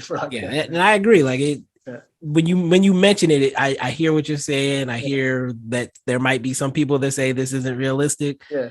But as far as how it played and how it worked for what we're trying to get to, I think it did the job. Like I was able to see it as this beautiful love story. Yep. I hate how dramatically and quickly it had to be wrapped up. Yeah. And that just comes back to the time thing. I wish we had more time to see how it played out. I wish the train station scene wasn't 30 seconds. Yeah. I wish Aisha had a moment to speak to Kamala for like a couple, because when she talking to her. She thinks she's talking to her daughter. Yeah. And it's like, no, I'm your granddaughter, like, or your great granddaughter, right? Yeah, I'm your great granddaughter. But like, they don't even get to have that moment. It's just like, hey, daughter, I need you to go save yourself. And it's like, oh, okay. And she gives her the picture, and that's pretty much it. Yeah, like that's all that happens there, which again is a great moment. Yeah. I pulled up her IMDb. She does have I don't know what this award, the Lux Style Awards. Hold on, let me see. LUX. I don't know it off the top of my head. She has 2 nominations. Oh no, she has 1, 2, 3, 4. She's been nominated 5 times. She won once, Best Actress for a movie called Load Wedding. Nice. No, she's so like her face looks familiar. I know the guy is very famous. The guy I know for sure is.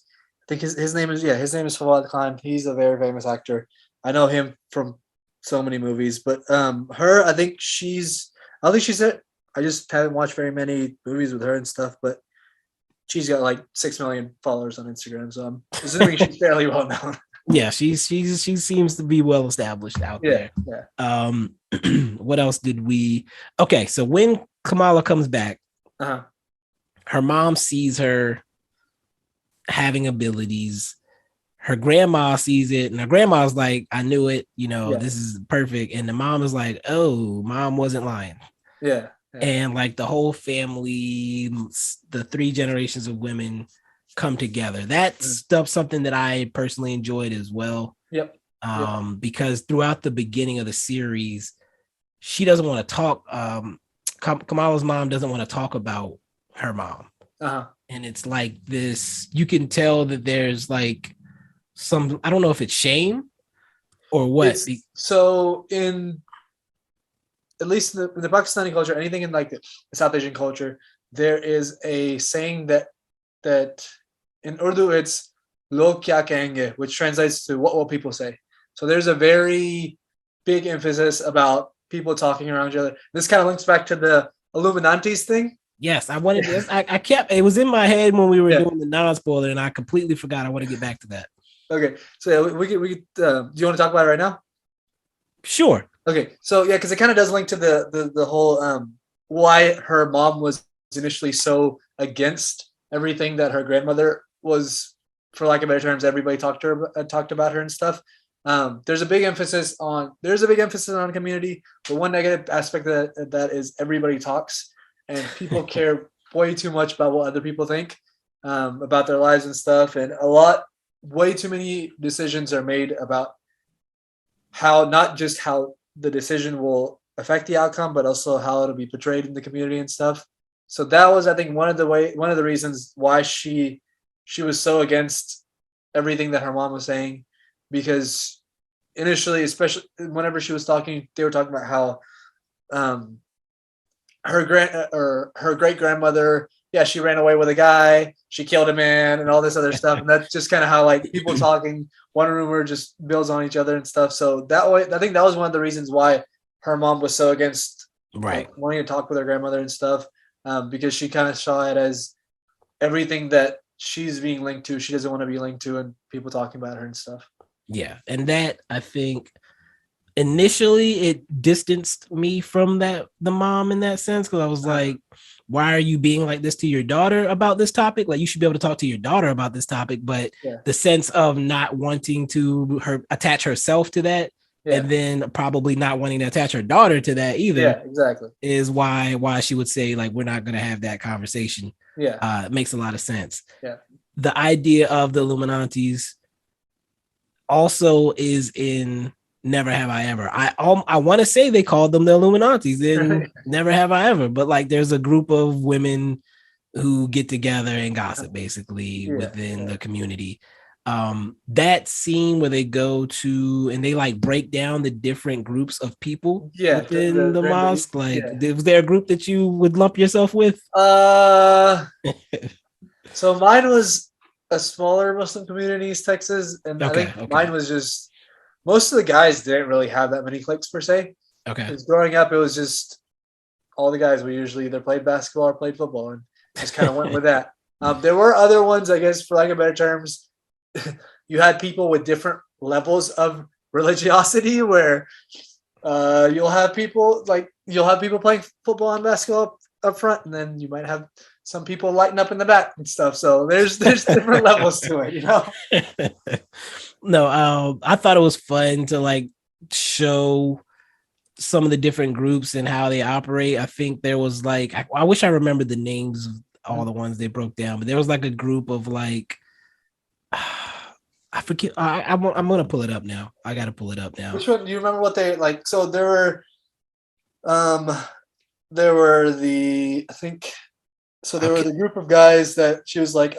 So there were a group of guys that are like more friendly. So I think she's describing like they don't know like the definition of like the halal gap, which basically is like just for lack of better space, like or better sense is just like the space around you, just not getting too close. And then right beside them were like the halal guys, which they're the ones that are more religious and stuff. And exactly.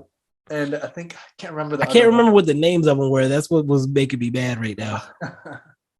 Oh man. Was that episode 2? I think it was episode 3. Let me see. What's it called?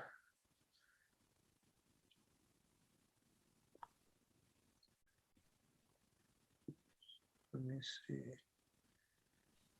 I gotta find it. It's gonna bother me if I don't find it. It's either 2 or 3. I think it's episode 2.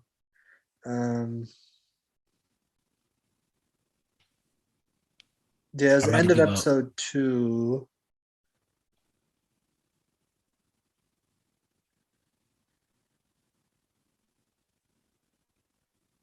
Here we go.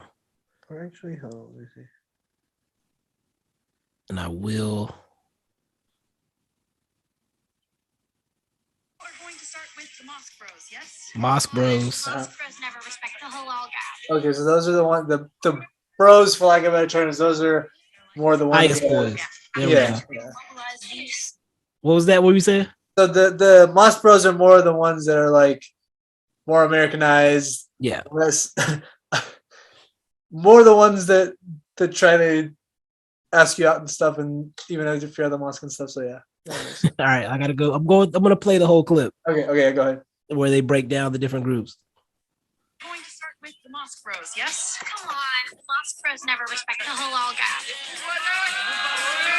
I mean, at least the Pious Boys are easier. Their life is one giant halal gap. After that, we will mobilize the Sunday school teachers to help infiltrate the Insta-click. Bruno, your group should be relatively easy. It's converts. Technically the reverts. But to do that, you have to make it past the mini Harami girls. And last, the ones who know it all and will not let you forget it, the Illuminantes. I'll text them. Okay. Meanwhile, okay, so I got the Mosque Bros, Pious Boys, Sunday School, Converts, the Insta Girls or something like that, and the Insta-click. Yeah, Insta-click and the Illuminantes. Yeah. Okay. I think the Nakia was gonna go talk to the Illuminantes. She was gonna talk to the wait, no, Nakia was gonna talk to the Let me see. I still have the clip up. Let me see. Yeah, she was about to say it. See if I can get to that portion. All right. Meanwhile, I have to go after my white whale. So many people. What? Somebody like snuck something in the back end of the what is that? So she had to go talk to the leader, I guess. So I think it's just the mosque board and stuff. So the people there. Yeah. I'm guessing that's probably. Because I think her uncle was her uncle. So the one that she actually went up and talked to was Kamala's dad. Oh yeah. Because the guy that she was running against was his best friend. Right.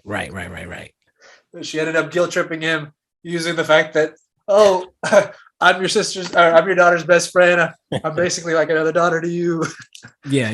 Okay. I do remember that conversation now. All right. So yeah, how'd you feel about that like scene and that kind of breakdown? Because I thought it gave more depth to like everybody's not the same. Yeah, definitely. Like, everybody's different. it broke it down pretty well. I think. The Moss Bros. I don't think I would necessarily. I would be somewhere in the middle of that in the second group, but mainly just. I don't think I'd necessarily consider myself a Moss Bro, but I definitely had friends that were Moss Bros, and I definitely had friends that were Pious Boys. So I was somewhere in the middle of that. The Sunday school teachers, sure, but I don't think there was like a specific group for that. Converts, yeah, but I think once I moved to Dallas, they've made more of initiative to try to get everybody to assimilate more a little bit, because especially whenever you initially convert, you do end up feeling alone and stuff. So they've made more of an emphasis of checking up on everyone, making like inviting people to your house and stuff. So that, I think there's still a Converge group, but it's become more involved in stuff. The Insta girls, I guess, I'm not 100% sure on that one. And then of course there's always the group of Illuminatis. Of course.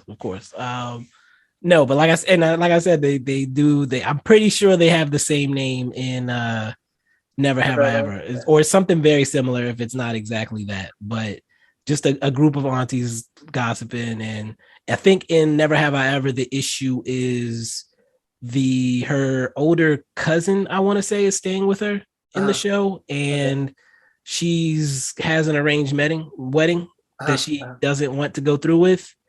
And she's started talking to a guy locally.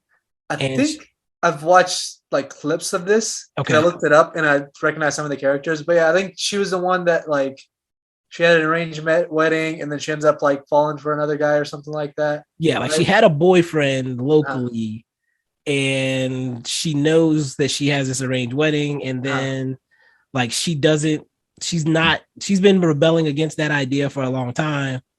And I think she ends up meeting the guy that she's supposed to marry and actually liking him a lot. Like they end up like really liking each other. And then she's like, but I've spent so much of my energy like hating this idea. But now like, he's like also like, yeah, I don't really like it either. But like they have a lot in common. They like look great together. The conversations are great. It's like she's conflicted on like, if I go through with this, like, am I giving in?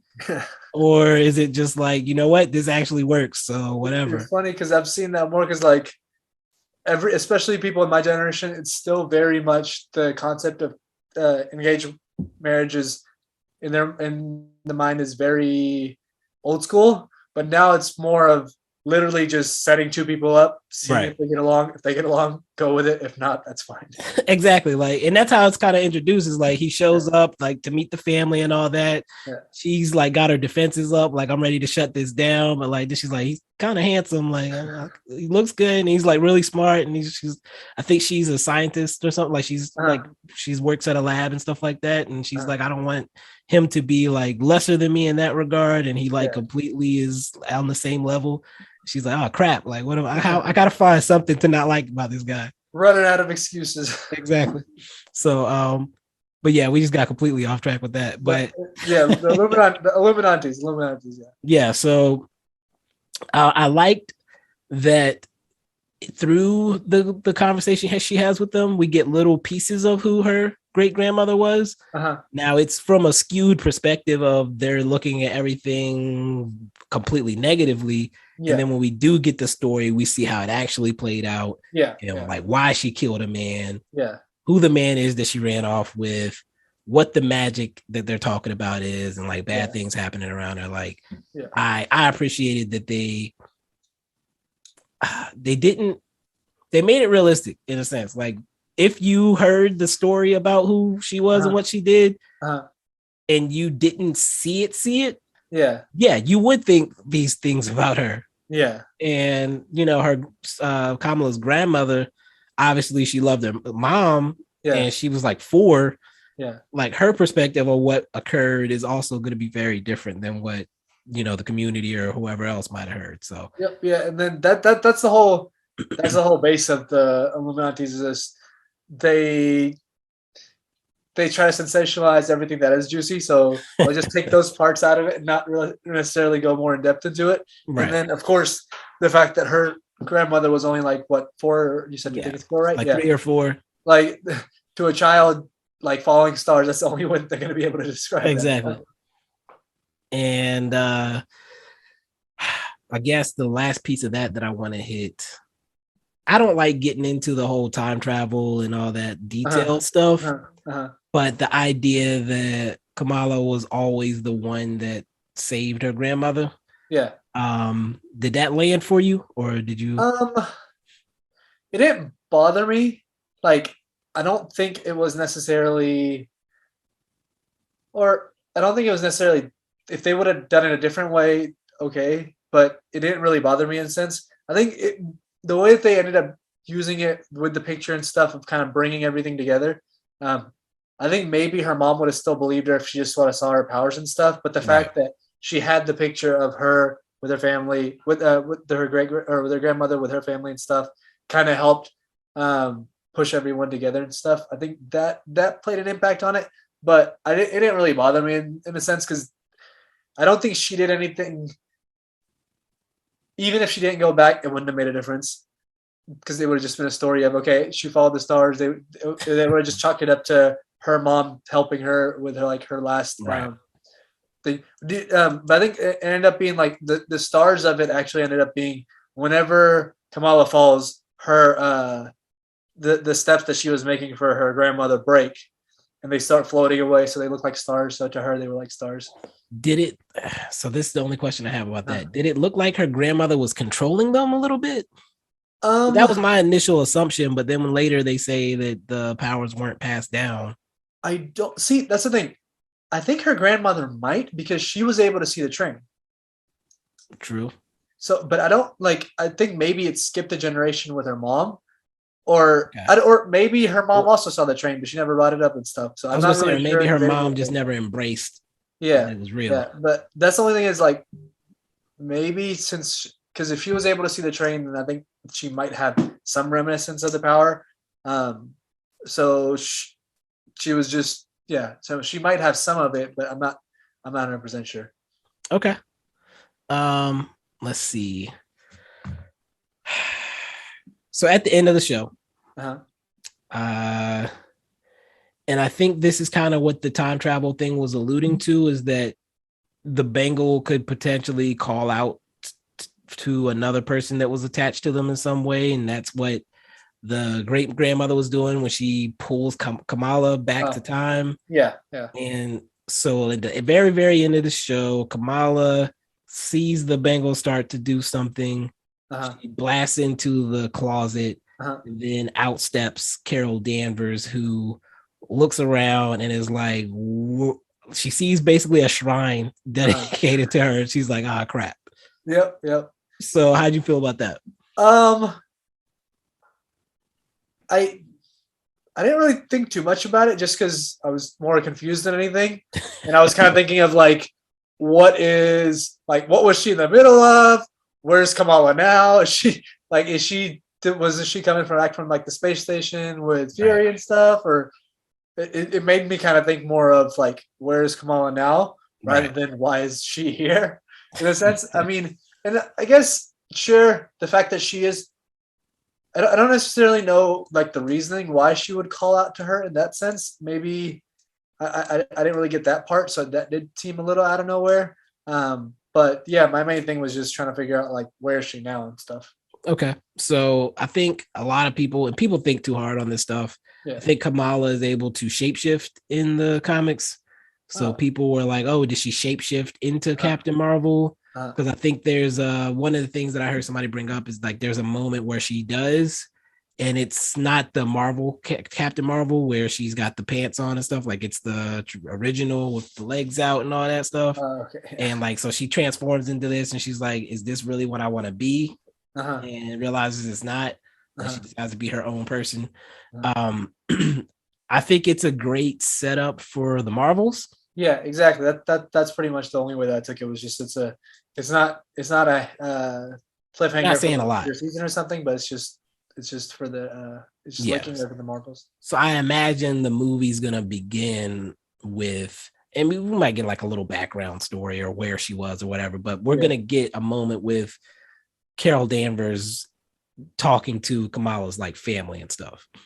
In the beginning of the movie. That'll be interesting. Yeah. That should be fun. I can definitely see that, especially because all they've seen it because especially to her parents, they don't know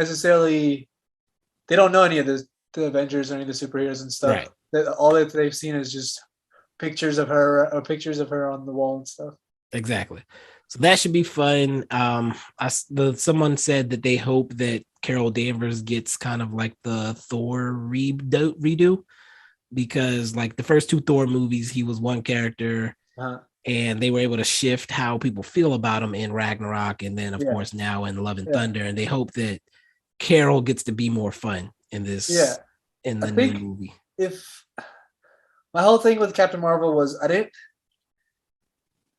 the main complaint with her was just she was just too OP, for lack of a better term. She was just too OP. Yeah, that's why they had to send her away to foreign land. I don't know if this is just me being nitpicky, but the haircut coming through, destroying everything, just being like, "All right, I'm here." That didn't really help much. Yeah, and I think it also hurt that I forgot the actress's name, but she was being extra in the interviews and stuff too. Yeah. There was all this stuff about, I don't know how much of it was true, but there was always stuff about how like none of her cast members actually liked her and stuff, and all this other stuff. So I think that on top of like, I didn't mind the original Captain Marvel movie. Like, I thought it was fine. Yeah, it was okay. It wasn't like amazing or anything, but it wasn't terrible. And I don't think like she had a decent amount of like acting chops in that, because she had to kind of go through like her origin story and stuff. Right. So maybe just humanizing her, or just making her, I don't know, just go through more trials and tribulations and stuff. Yeah. Maybe that might help. I think one thing she does have to address is she's going to meet up with Monica Rambeau, who she and her mom were good friends before she went out to space and all that. Yeah. And I believe the mother is supposed to have passed away by this point. Yeah. So I think they're going to have to get into that a little bit. Yeah. So that is going to help with the humanization. Yep. I think the Kamala of it all will help with the humor. So I'm excited for the Marvels, honestly. Yeah. I think she's usually had, I think she's had better chemistry when there's more females on the stage. Okay. I feel like, because majority of, like, I liked her chemistry with what's her name's with in the original movie with her mom, with Monica Rambeau's mom. I like their dynamic. They had a pretty good dynamic too. And I think she'll take Kamala in, like try to take her under her wing, and that I think will probably humanize her a little bit more in everybody's eyes. And I think that should help. Maria Rambeau, there we go. Yeah, Maria Rambeau. So yeah, I think I'm very excited for the movie. I like the director also. Who's the director on that one? It is, let me pull it up. Oh,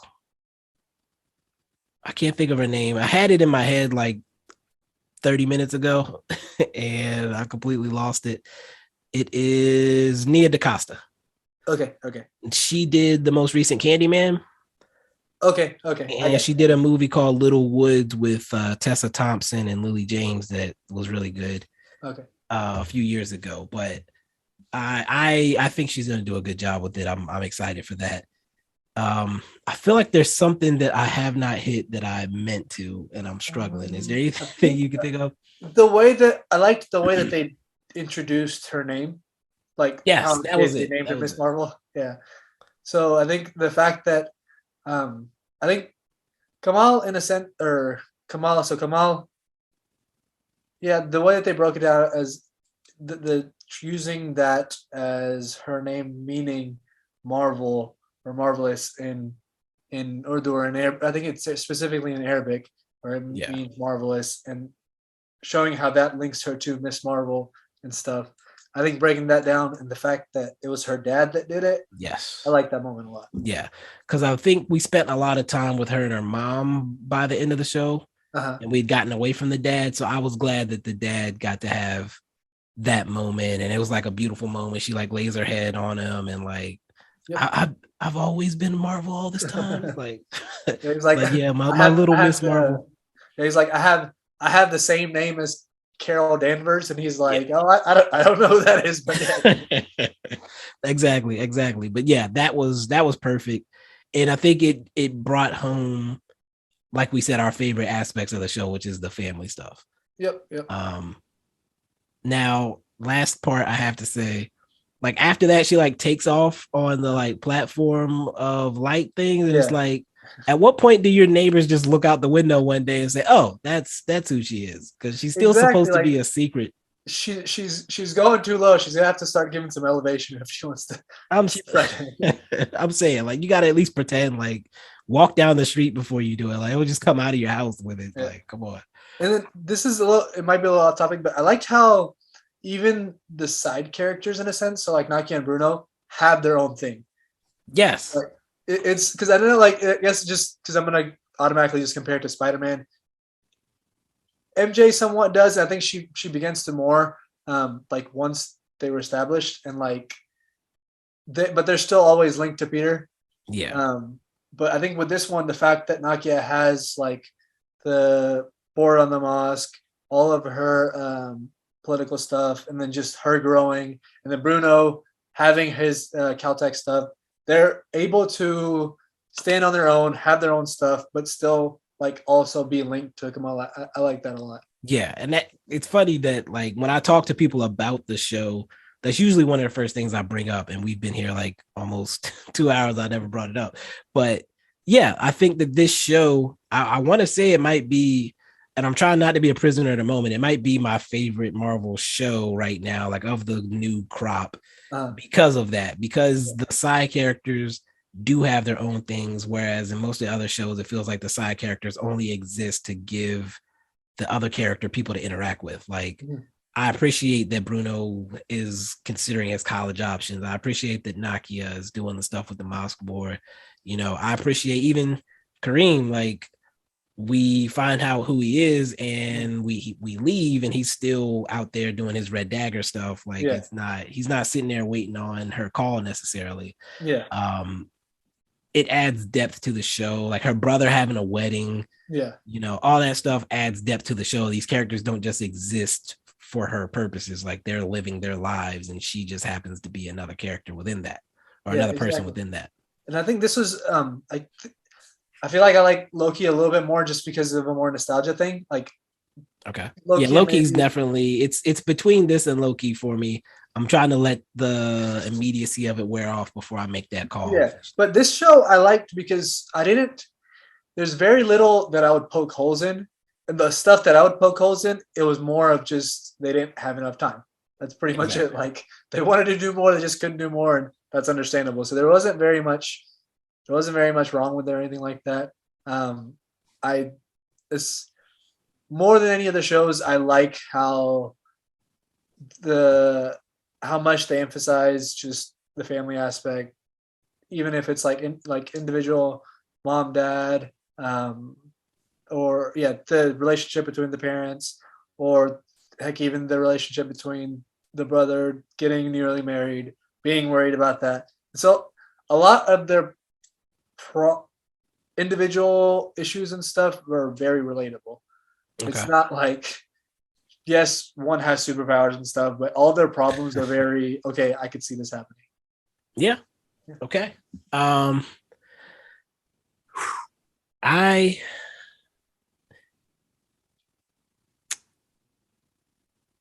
My biggest issue, the only thing I had problems, not necessarily problems with, but like a critique for it was the villain thing. Damage control never really felt like a threat. Maybe at the end when they bring out the sonic cannon or whatever it is, then I was like, okay, maybe these people are a little bit serious. But that gets taken care of pretty quickly. Again, one of the last things with them is the white lady agent goes rogue essentially. And is like, I'm taking these kids out. I don't care about these cameras. I don't care about the fact that everybody's here. Oh, we gotta wrap up soon. But at the end, when they're at the school, like characters just keep popping up. Like, they go to the school, nobody will be at the school. The brother comes in, he's like, I went to school here too. I know how to climb in a window. all right, fine. But then Zoe, who last we knew, she was a hater of Kamala, but lover of the superhero. Yeah. She explains that she knew that Kamala was the superhero. Yeah, that part I didn't get either. I think because they portrayed her as like a Flash Thompson type thing. Yeah. But I didn't understand. Okay, the way that they said, "Oh yeah, she's there because she likes the lighting in the auditorium." Okay, sure, that makes sense. But the fact that she said she knew, that didn't make any sense to me. Yeah, I was like, how? Like, what? Like the last time we saw her was, I think she was being interrogated by damage control, and they ask about a description, and she acknowledges the description, but doesn't seem to have she doesn't have a name, and it didn't feel like she was withholding the name. It felt like she legitimately didn't know. Yeah, I think the only thing I could think back to was whenever they were interrogating her, like she did have a little tell when it says whenever they were like, they were started, I think it was white, black, Hispanic, South Asian, then she did have like a little tick there. Maybe that might be the only thing that they like maybe she put it together after the fact. Like she thought about it. She was like, oh, that might have been such as maybe that. And they were supposed to have been friends, so she'd be more familiar with her. So I can accept that a little bit, but it felt like because they ran out of time on a lot of stuff, they just wanted to bring all these characters back to like kind of remind you they exist and make everybody be a part of this thing. Yeah, which is fine. It's okay. I'm not mad at it. Yeah. The social media. Oh, go ahead. For me, the going on your villain critique thing, I can see it now. I think the fact that this was something like this was a Pakistani-American stuff, I focus more on the family dynamic, and I'm probably never going to remember the villains or any part of the villains like that.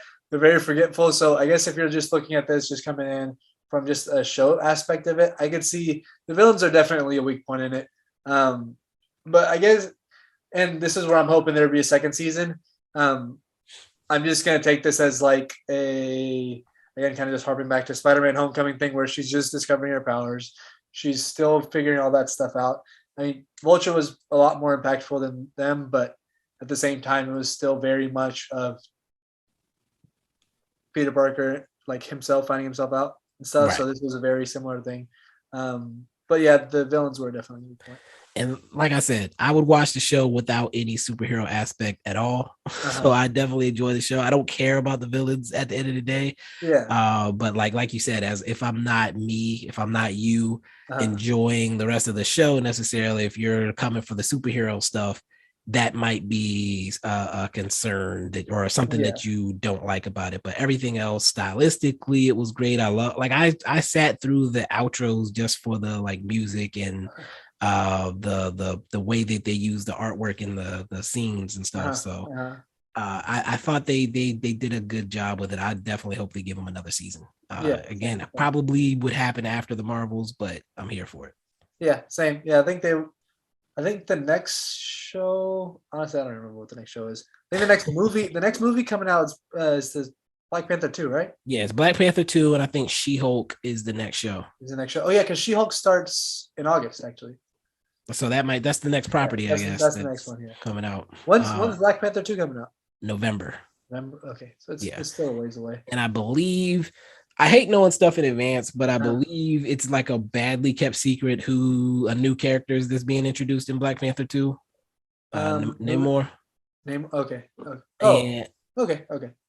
Or Namor, I don't know how to pronounce it. Namor, whatever. So one thing I've done, especially, and I did this with Thor, and I also did it with Doctor Strange, is I've been going in like no trailers, nothing.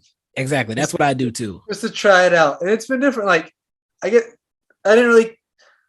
thought Doctor Strange was fine. I didn't hate it as much as everybody else hated it, but I just thought it was fine. I think my expectations were higher. But I wasn't completely disappointed. The Thor, it was the complete opposite where people were crapping on it already.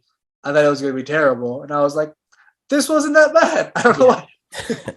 I also avoid trailers in literally everything. Like it's a passion of mine. I think I've been joking on the timeline a lot about how they keep trying to force the Nope trailer down my throat. And it's whenever in the theater, whenever the Nope trailer came on, I had headphones on and I was just waiting on my phone just to see. I've done that before. Like a couple times I haven't had my headphones. The last time I literally got up and left the theater to like not because it was a new trailer. I was like, I feel like they're about to tell me too much. Yeah. Because Reese had told me that they were going to do that. But yeah, the only reason I'm fine talking about Namor is because they've teased him already in prior properties, like when they talk about there being something happening under the water. I think in Endgame, not Okoye. Is it Okoye? Might be Okoye. Which one? The chick. Yeah, Okoye is she's the one that was dating, what's his name? Or Daniel Kaluuya. Yeah. Okay. It was Okoye. Yeah. In Endgame, when they're like coming together for the report. Yeah. And they're like report about what's happened, and she said there's some weird seismic activity off the coast or something like that. Okay. And like that's them alluding to Namor the Submariner and all that good stuff. So I assumed that was setting him up to be in Black Panther 2, and they've all but. Again, I haven't watched any trailers. I don't know. I haven't read any synopsis or anything. I haven't either. Since after Chadwick Boseman died, I was like, I don't know how they're gonna do this. Yeah, I'm hoping it just won't be like too extreme one way or the other. It's honestly, I trust the director.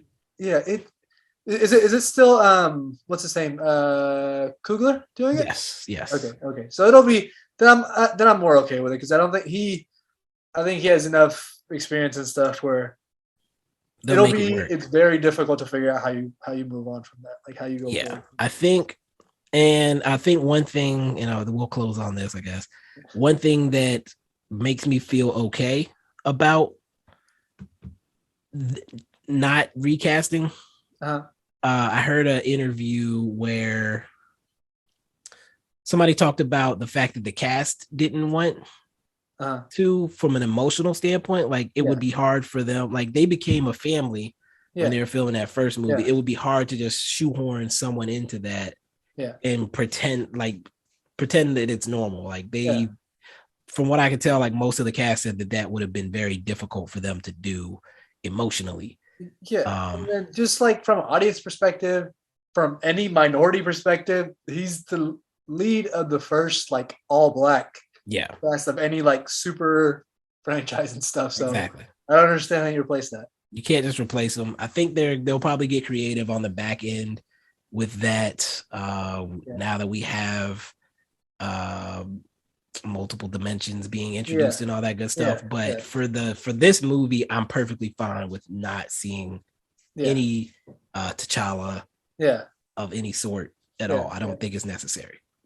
There's ways around it, and I think they'll get it done. But Saib, it's been great. I feel like we could probably sit here and talk for a lot longer. We don't have to do that though. Overall, I think we both enjoyed the show. And if you sat here and listened to this entire review, shout out to you. But people seem to like the deep dive, so I appreciate you taking the time with me. I'll definitely make sure I get you the tagged and all that stuff whenever I put it out. Thanks for having me on. Hopefully it wasn't too bad for a first time thing, but no, I don't think so at all. I think the thing I like to do with these, I think I mentioned to you before, is just have a conversation, because people like to be a fly on the wall for conversations and stuff. And I hope we didn't miss anything. I don't think we did. I think we covered it all for the most part. But as far as I know, that was all my notes, so I don't think I had anything else. All right, somebody will let me know if we missed something. So again, I appreciate you coming on. Thank you to everybody who stopped in and listened. Definitely hit me up on the timeline, DMs, whatever, if you have some comments or thoughts that you want to add. But until next time, peace.